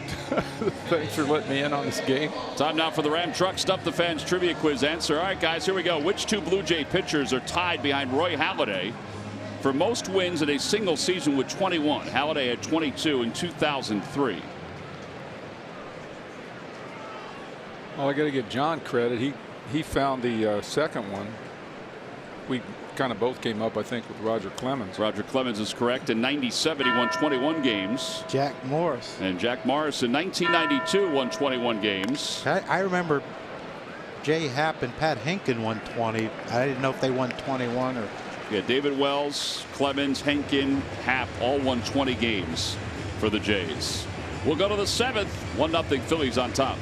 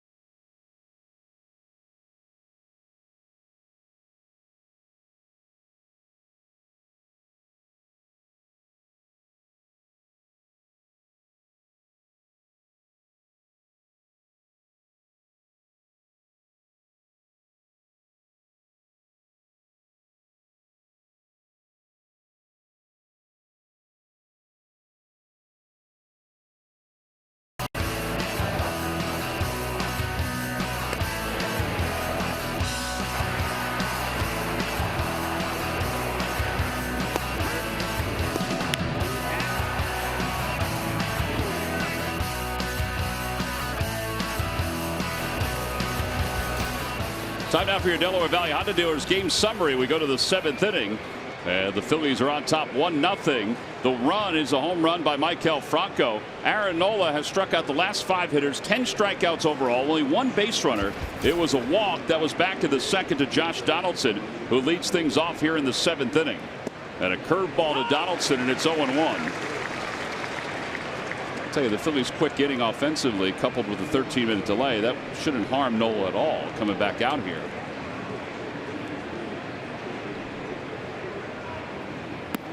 And it's 1 ball and 1 strike. See the shift put on by the Phils.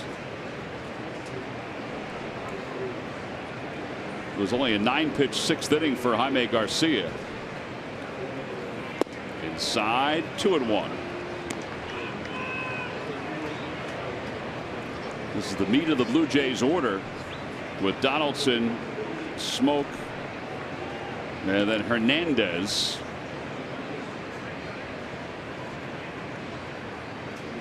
Curveball, 2-2. I think maybe Donaldson was looking for that pitch. The way he swung at it. It was aggressive. Yes, it was. It wasn't a poke it up the middle swing at a breaking ball. When you swing it that hard, it seems like somewhere up in the sky somebody yanks it away from you. Back toward the box. Flag down by Nola. 1 out here in the 7th inning. Whew. Nice reaction by Aaron. Well, you know, I don't think that would have been a base hit anyway. We had a man up there, up the middle.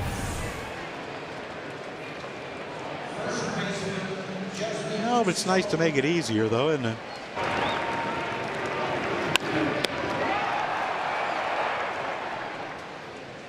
He was in his 2-strike hitting mode, though. I'll give you that. Trying to go straight away with him. He is a very accomplished hitter and with power. Change up outside. I mean, even last year with the injuries he had, he still had 35 homers, which is amazing. Remarkable. A couple years ago, he might have been the best player in baseball. Yeah, when he won the MVP award.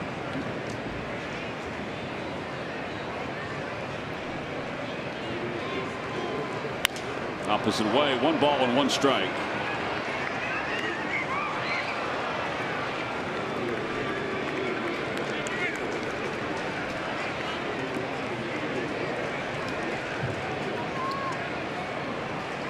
It's been breaking balls and changeups to Smoke.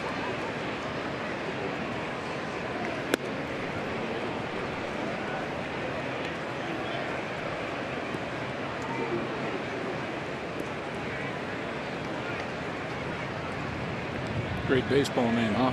Smoke. Oh, yeah. He's a pitcher.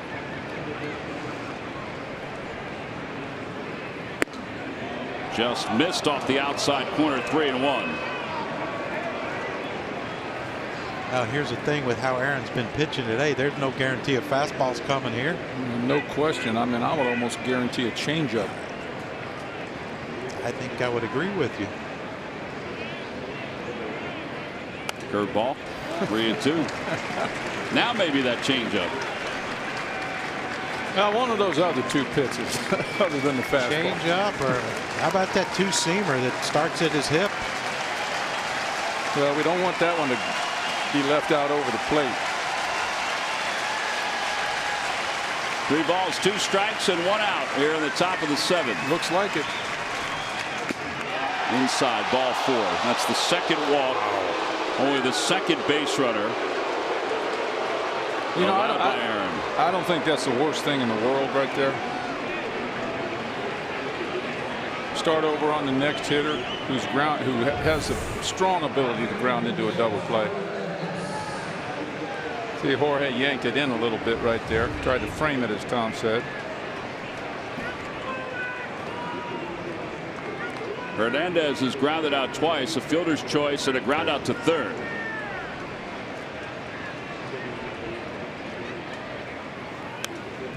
Oh, 0-1. Nola is now at 100 pitches. If you think about it in this day and age, as far as pitch count goes, I know everybody says don't worry about the pitch count, but unfortunately we have to in this day and age. His career high is 113 pitches.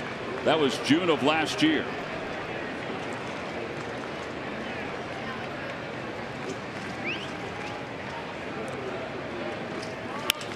Fly ball short left center field. Odubel's there. He says he has it for the second out. 2 away. Well, it looks like the Phillies they're taking the tarp off the bullpen mound.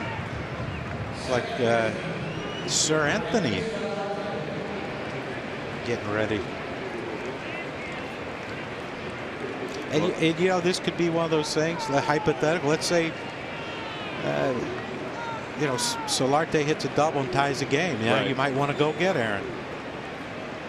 Well, I'd say that's the only way he comes out I of would the game. hope. I mean, when you get to 120 or something like that, yeah, you have reason to make that move. But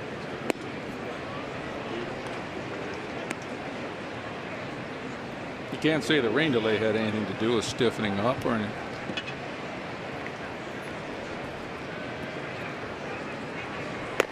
So Dominguez starts to loosen up in the bullpen. 2 outs, runner at first. Inside again, they throw behind Smoke, but he's back.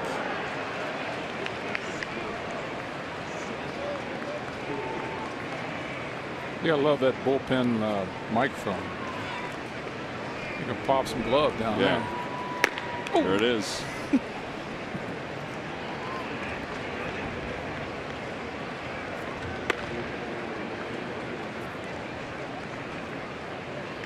I'm not sure old Sir Anthony needs the microphone to help the pop any. 3-0. Russell Martin is on deck. I think they're green lighting him here. I think what Solarte's got, what, 5 straight games with an extra base hit. With extra base hit. He's hit it 7 straight. They're down 1-0. They don't have a hit. I think I would if I'm John Gibbons.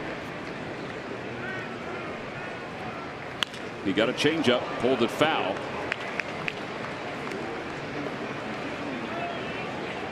.30 changeup.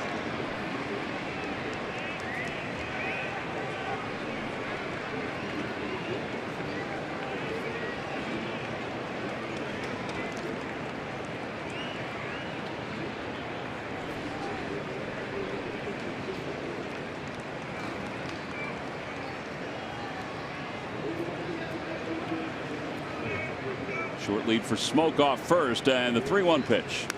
Foul back, 3-2.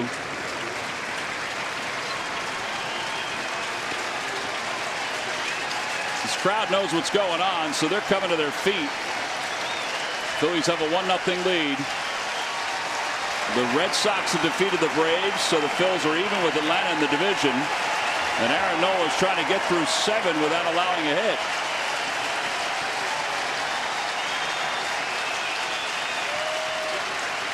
The 3-2 pitch.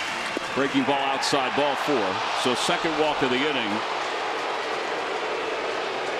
You know, we're going to see the manager or the pitching coach probably right now. Gabe only comes out when he takes. Has he come out once or twice, maybe, just to talk to the pitcher? Yep, this is going to be the chat, the old "how you feel" chat. Well, he's going to feel great. He's got a no-hitter, right? Sometimes you go out there and you just break the momentum, you know, give him a second to regroup mentally. How are we going to go with this guy? Let's make sure we're together. Martin has not handled breaking balls well last night and today. Yeah, he's 0 for 2. He's grounded out to third. He struck out looking.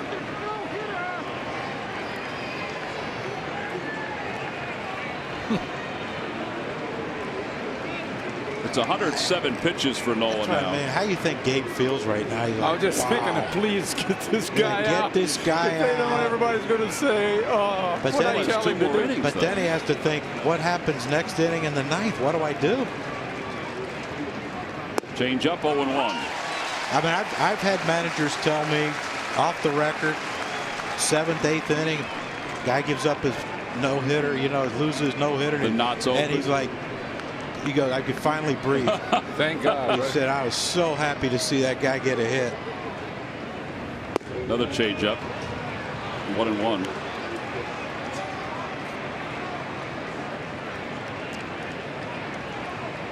And that's the thing, you know, they talk about what high stress pitches, low stress pitches, but you know, up until what 2 innings ago was nothing. Right. So every pitch was a high stress with this lineup. Curveball, and it's 1-2. Yeah, and for Aaron, he had retired 18 straight before the walk.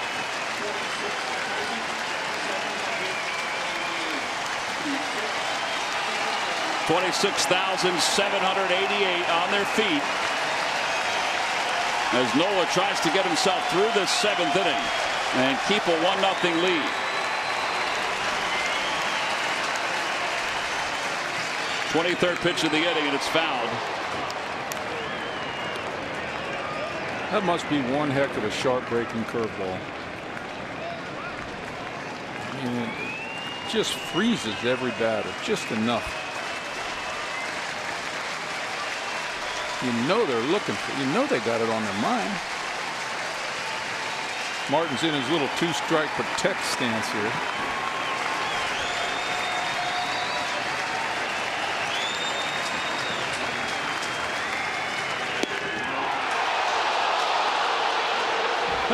Everybody in the stands thinks that's a strike, and the umpire called it a ball.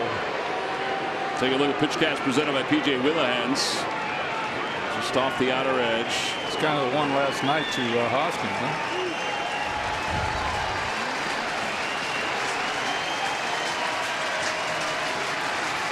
Two balls, 2 strikes. Runners on first and second. Over to third base, and there's the first base hit of the day, and this may tie the game, and it will. Smoke's going to score. It's a 1-1 game on the RBI single by Russell Martin, and it comes with 2 outs here in the 7th inning. He's got to take him out now, right? I would think so. You got 112 pitches, a lot of high stress pitches once you got to 95 and 100. He'll get a heck of a round of applause here, I guarantee you. These Philly fans will appreciate this effort.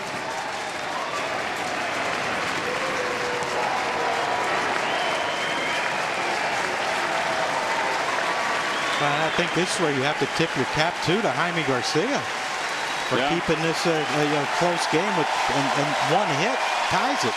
How about this reaction?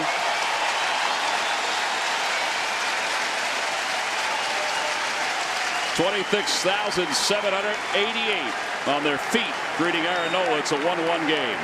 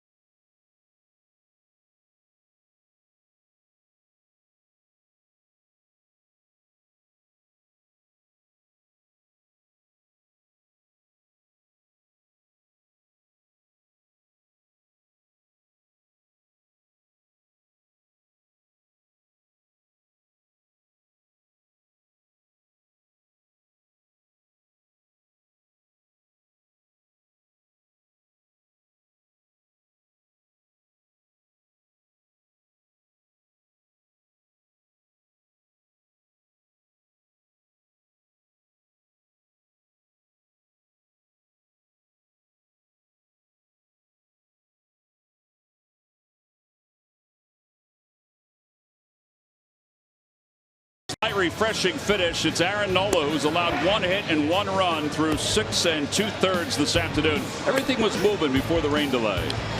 Yeah, he had it all going. He pitched backwards to the left. He changeups early, finished a couple with fastballs late, but he was dominant, stayed out of the center of the plate pretty much with every pitch. And now it's the no-hitter's gone, but now it's time for the get to win. And there's a hit by Russell Martin to drive in Justin Smoke, who walked two batters prior to that. All right, so here is Sir Anthony Dominguez. Yeah, we still got work to do this inning. Keep this game tied. Yeah, now it's, you know, he went from losing a no-hitter to 1 hit.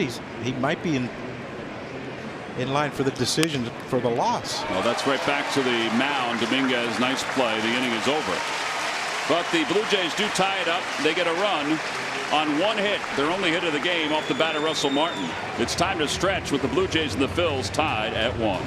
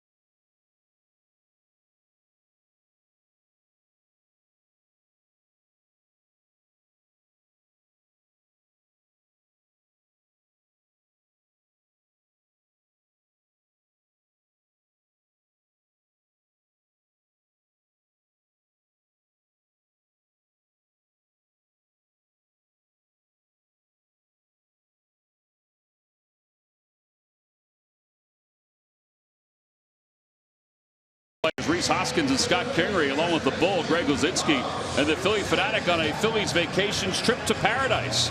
An unforgettable 5-night vacation to the Bahamas. Trip includes luxury accommodations at the Sandals Royal Bahamian Spa Resort, gourmet meals, unlimited food, and premium spirits and more. Go to Phillies.com/Phillies Vacations or call 877-833-7326.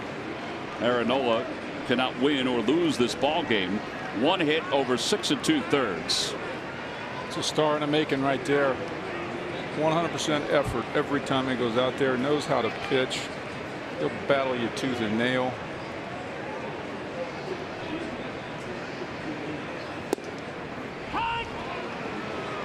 First pitch to Santana from Garcia is a strike.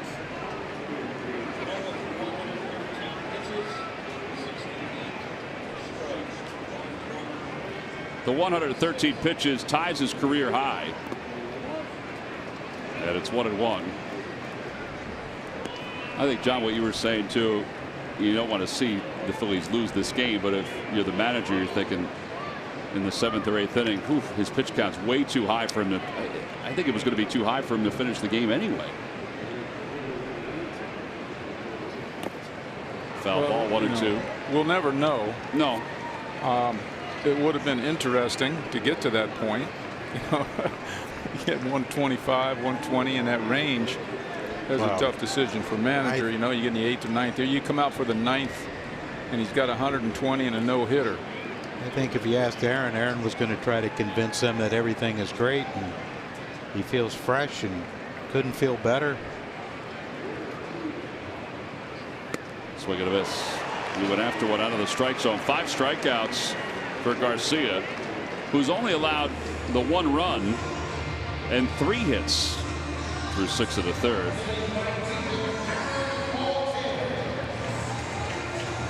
Yeah, maybe that's one of those things, John, where you leave it in the pitcher's hands. They never come out of the game. No, are you not a competitor? There's some guys that, you know, yeah, I'm giving you all I got. Okay. Okay.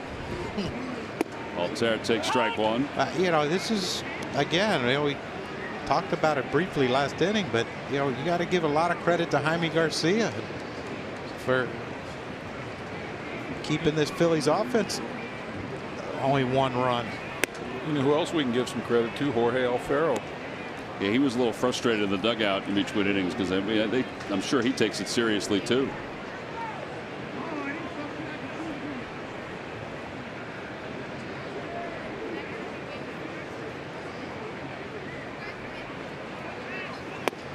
One and two. By the way, is that the correct number out there? 68 total pitches for Garcia. That's it. Gee, sweet. That's what John's saying. I mean, he's kept them. He's kept himself in this game and them within reach, including the delay. I don't know if the delay had anything to do with Aaron, you know, running out of gas, so to speak, to a certain extent in that 7th inning. 2 and 2. You know, Garcia hasn't had much stress the entire game. Couple long fly balls, then the home run, but other than that, no, you're right. Where was that last pitch? I think it was just below the knees, Johnny.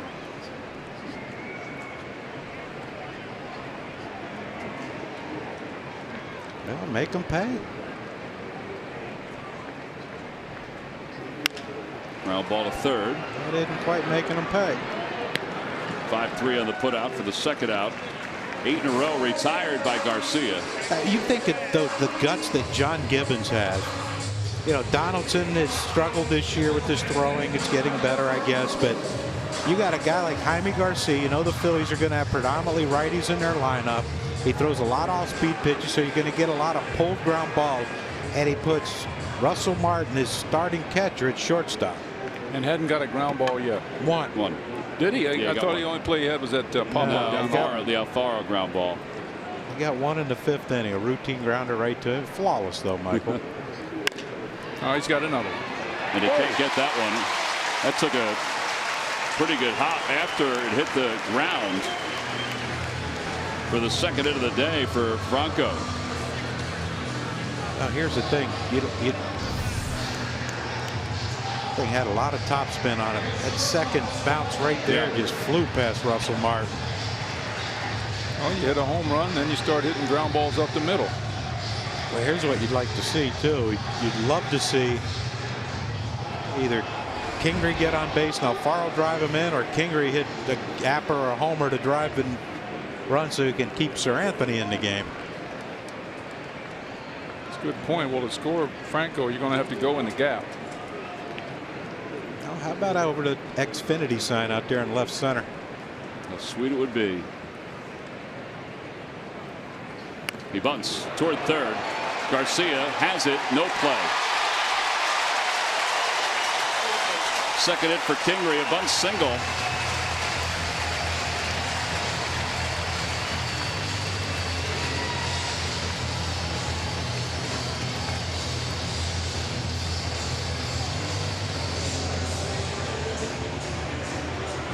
Well, now the go-ahead runs in scoring position.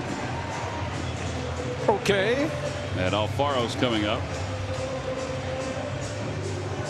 Okay. Comments, John? Well, wasn't a homer over the Xfinity sign in No, left it wasn't. center. No. You know, look, I'd like to see him swing the bat. Right. Well, And I know he's struggling, and you know he got to hit his first at bat, and then he struck out. And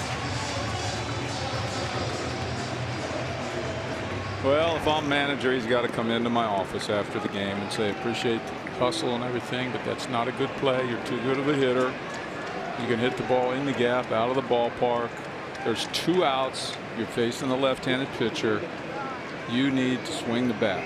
I don't care if you make an out, but I'd rather you not bunt with 2 outs.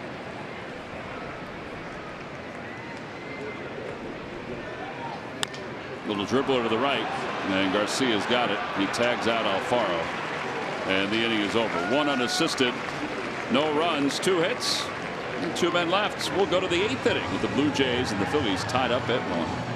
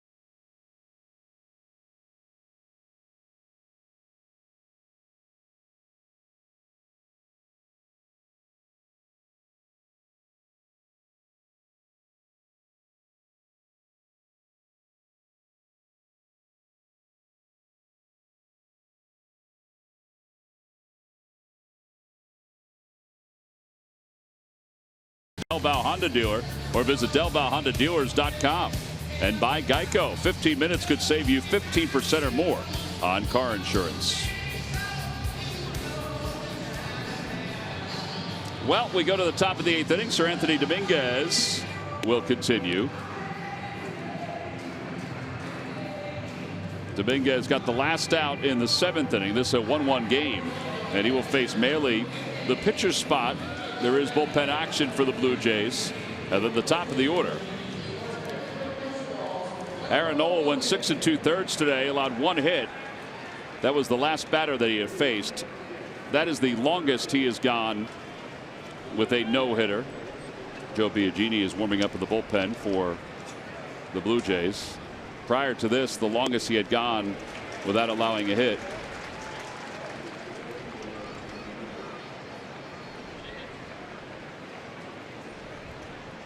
The longest that Nola had gone before this without allowing a hit was 4 2/3. That was back in July of last year.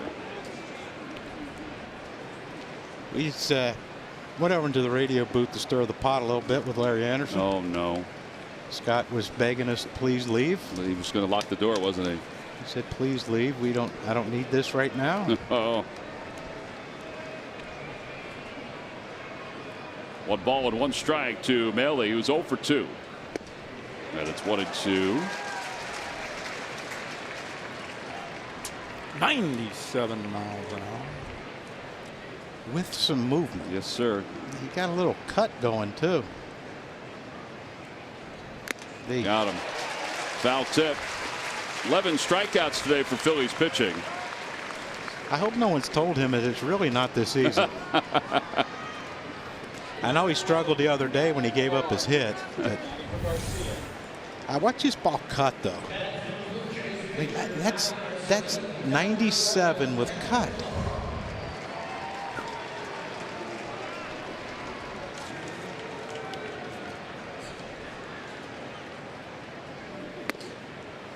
One ball and no strikes to Pilar, pitch hitting.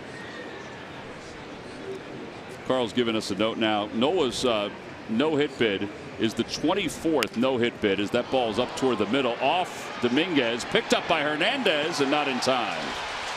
It'll be an infield hit. But for Nola, it was the 24th no-hit bid this year in baseball of at least 6 innings.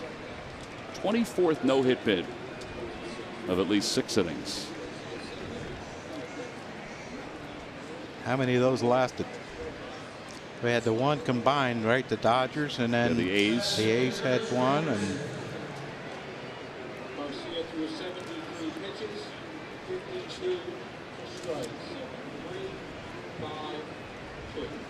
you'd think at some point one of those Astros pitchers might throw one. Yeah, at some point they probably will. Granderson is 0 for 3 with 3 strikeouts. James Paxton had the no-hitter as well.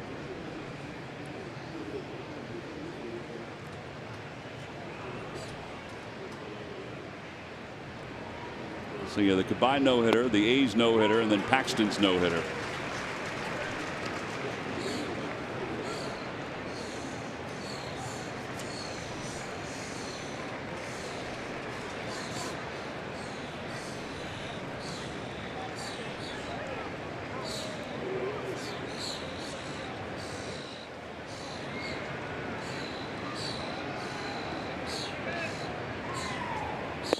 Tied him up 0-2.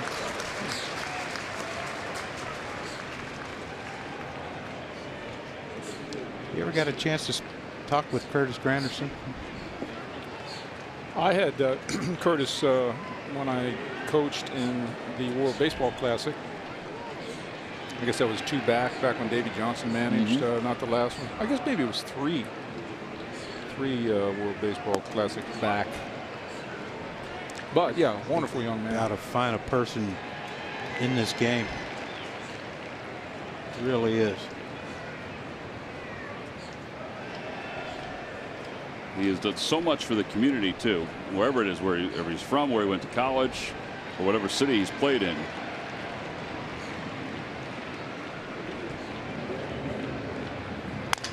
Broke his bat. They get the runner at second. Franco's return throw in time. He had a little zip on that. 4-5-3 double play. No runs, 1 hit. Now that was fantastic. He turned that ball like a everyday shortstop. Watch it. Boom.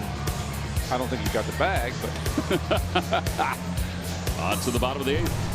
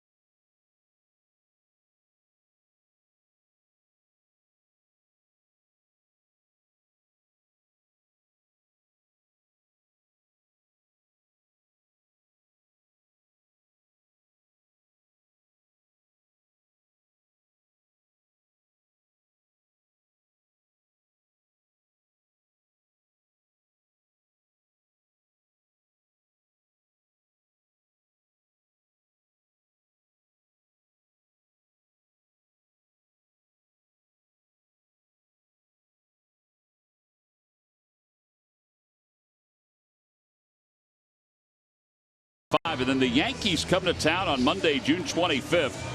That'll be the next time interleague play is here at the ballpark. It's a 3-game series. All 3 games are at 7:05. Get your tickets at Phillies.com. Good to see Aaron Boone.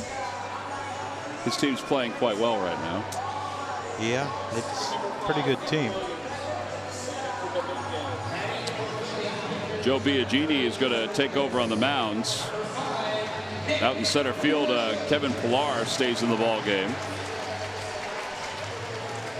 What was the number they were talking about on the Red Sox broadcast stage? Just the number of home runs the Yankees have hit compared to the Red Sox. The Yankees offense is in a lot of ways the way it used to be. Bronx Bombers. The Bronx Bombers. Didn't they have a spring training like they tried to play themselves off as the little engine that could? With a $200 million payroll or something like that. Not quite a little engine, is it? No. 0-1 to Williams. Williams pitch hitting. And he has been the Phillies' best pinch hitter. In fact, he's been one of the better ones in all of baseball. 8 for 18 with 2 home runs. Hits that one in the air to left center field. Pilar going back. He's done it again. It's gone. Another pinch hit home run for Nick Williams. And the Phillies take a 2-1 lead.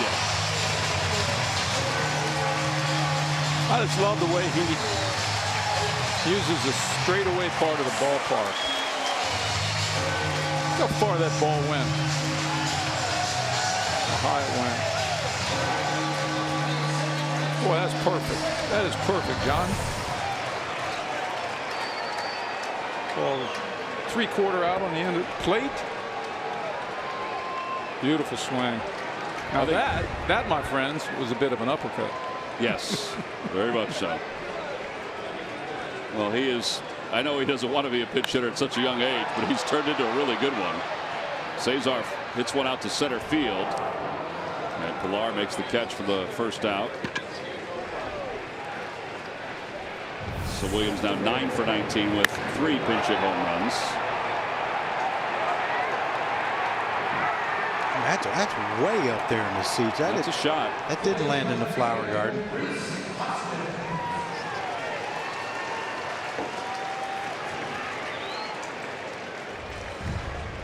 So now Rhys Hoskins.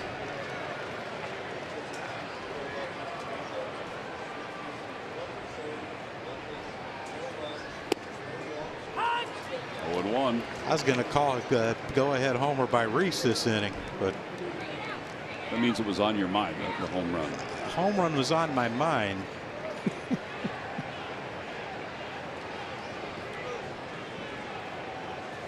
It's all right. How about an insurance run? Curve ball outside.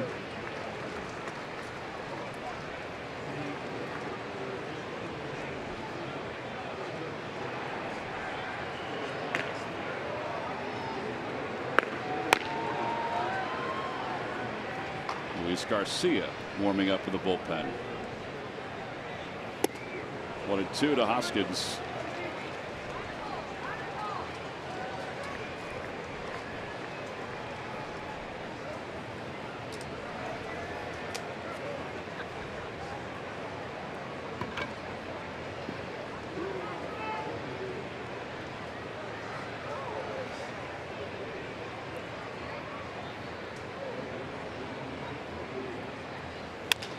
Grounder left side, Donaldson.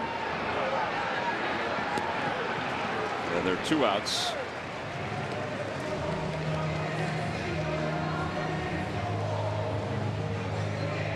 And here comes John Gibbons. Excuse me. So has Garcia been closing? He has not. Right. That's no, they've been mixing and matching. Yep. They were doing it basically set up on matchups, and that's it. Speaking of matchups, Aaron Loop is going to come in to face Odubel Herrera. So Biagini is complete for the afternoon. He allows the home run that gives the Phils a 2-1 lead.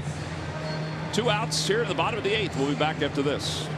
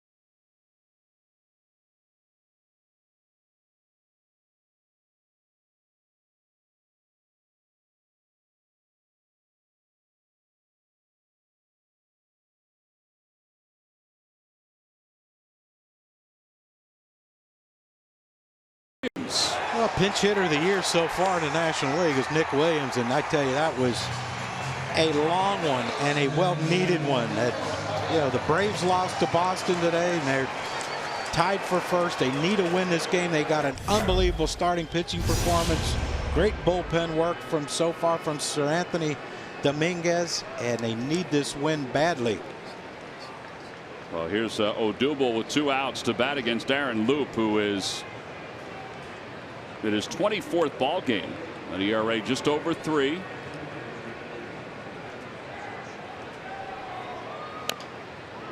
Wouldn't you think there would be a way where the official score could give a win in the game to the pitcher that had the most important performance? Then you're going against just basically the rules of the game. I mean, they do that sometimes when somebody doesn't go 5 innings. They can decide what reliever has bridged it. I don't know if they could do that, because then you're leaving it in the hands of the official score. Not that they're not smart folks, because you could project that he gave up the 1 run, but if he stayed in, maybe he gave up another one.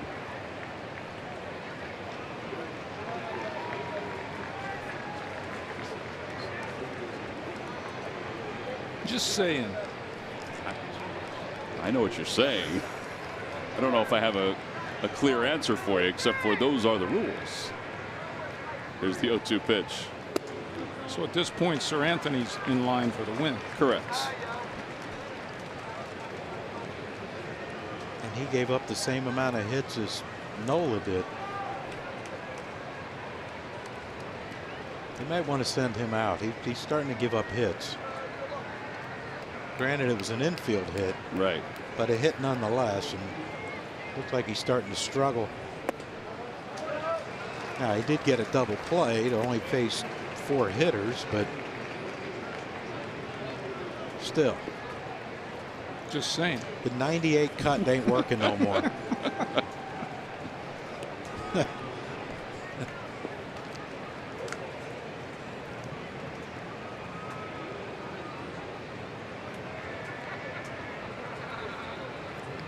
Odubel hit on the backside. Right in the hiney. Yep.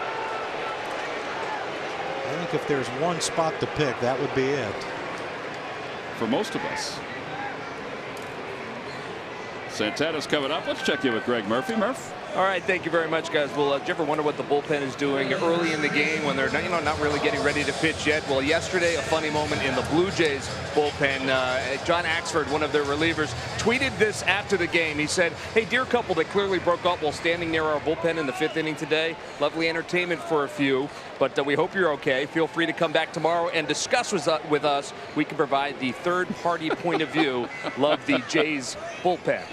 So for those folks out there that broke up in the 5th inning, those guys are there to help. There's John. Thank God for Veteran social media, right-hander. right? Social media. Probably could find them. Well, he's such a nice man. He might offer real help. Maybe he got a degree in psychology. Third-party assistance. Third-party John. assistance. I don't think Odubel's going to run here. Just by watching the lead and then the secondary lead. Not picking up the left-hander, you don't think? I just don't think he wants to get picked off. He wants Carlos to swing the bat. Well, that's not a bad way to go. Over to third. Donaldson will go across the diamond. Now that ends the inning for the Phils, but they get the most important run, the home run by Nick Williams. It'll be Luis Garcia when we come back for the 9th.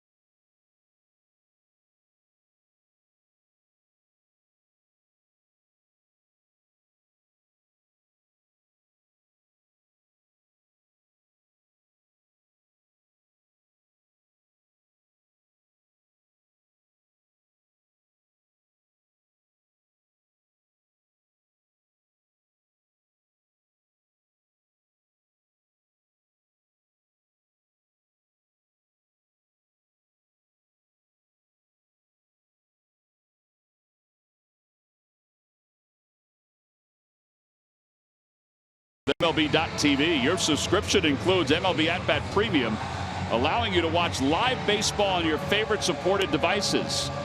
Blackout and other restrictions apply.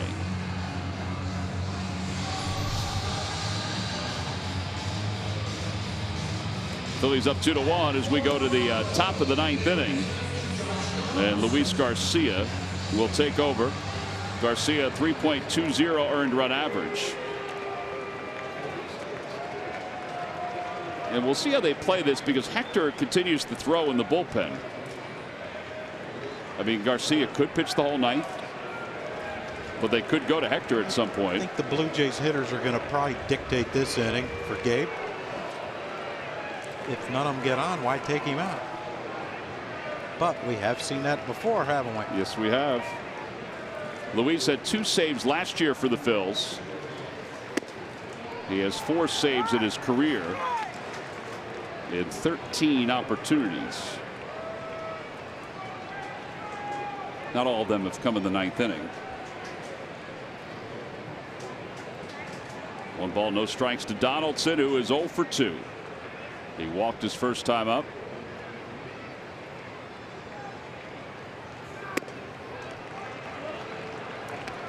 Every time a Phillies pitcher records a pitch of 95 miles per hour or more, Comcast will make a contribution to Phillies charities. Phillies baseball is brought to you by Xfinity, the fastest internet in Philadelphia.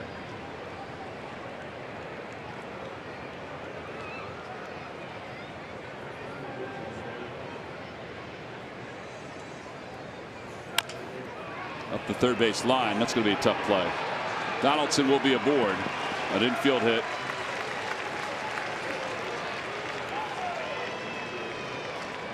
And here's Smoke. Now this is where they might bring Hector in. That's what I'm thinking, because Hector with the split finger running away from the left-handed hitters. Luis has it too, but it doesn't have the same action.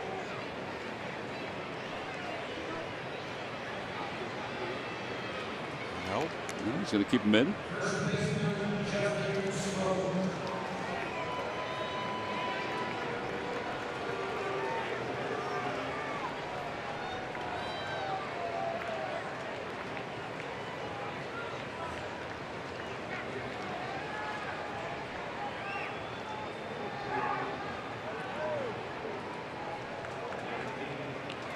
Tough decision for a manager here. You got all hard stuff, or you have the pitcher with the trick pitch, more of kind of a double play sort of repertoire. Well, they had success against Smoke with off-speed pitches.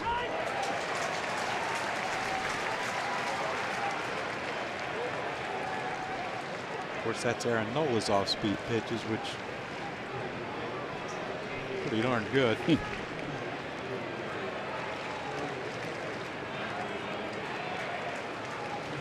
The lineup couldn't break any better for the Blue Jays here. You got 2, 3, 4 in the top of the 9th.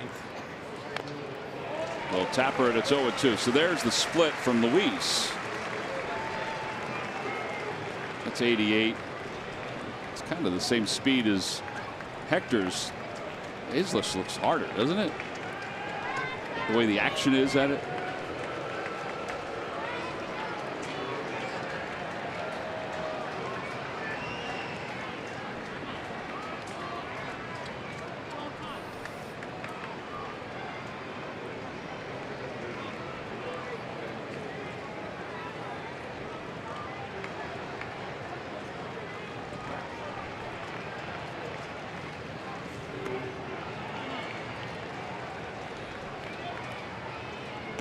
Pitch had good action on it right there. It's a good 0-2 pitch.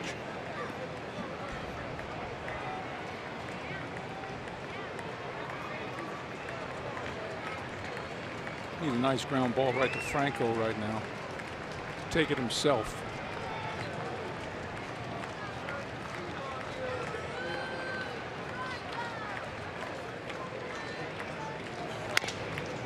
He's going to need a new bat. But it remains 1-2. Reminder, after the ball game, it's Phillies post-game live presented by Cure Auto Insurance. Rob Ellis and Ben Davis are standing by. We'll talk about Aaron Nola and what he did today. Another clutch pinch hit home run for Nick Williams, who leads Major League Baseball with 3 pinch hit home runs and 4 extra base hits as a pinch hitter. Are you giving any thought in this situation to not hold Donaldson on? Only has a couple steals. I don't know if he'd be going in this spot. It's not a bad idea. Does he get an extra step, though, to try to break up a double play? He went around. Smoke is down on strikes, 1 out.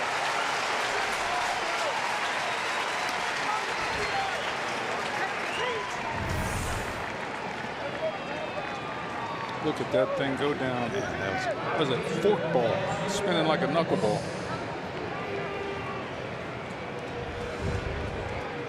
Don't forget, we got this cannon behind home plate, Yeah, too. that's It stops him stealing. that's the issue. If you're Donaldson, you think, you know what, maybe I can get one here on Garcia. Outside, 1-0.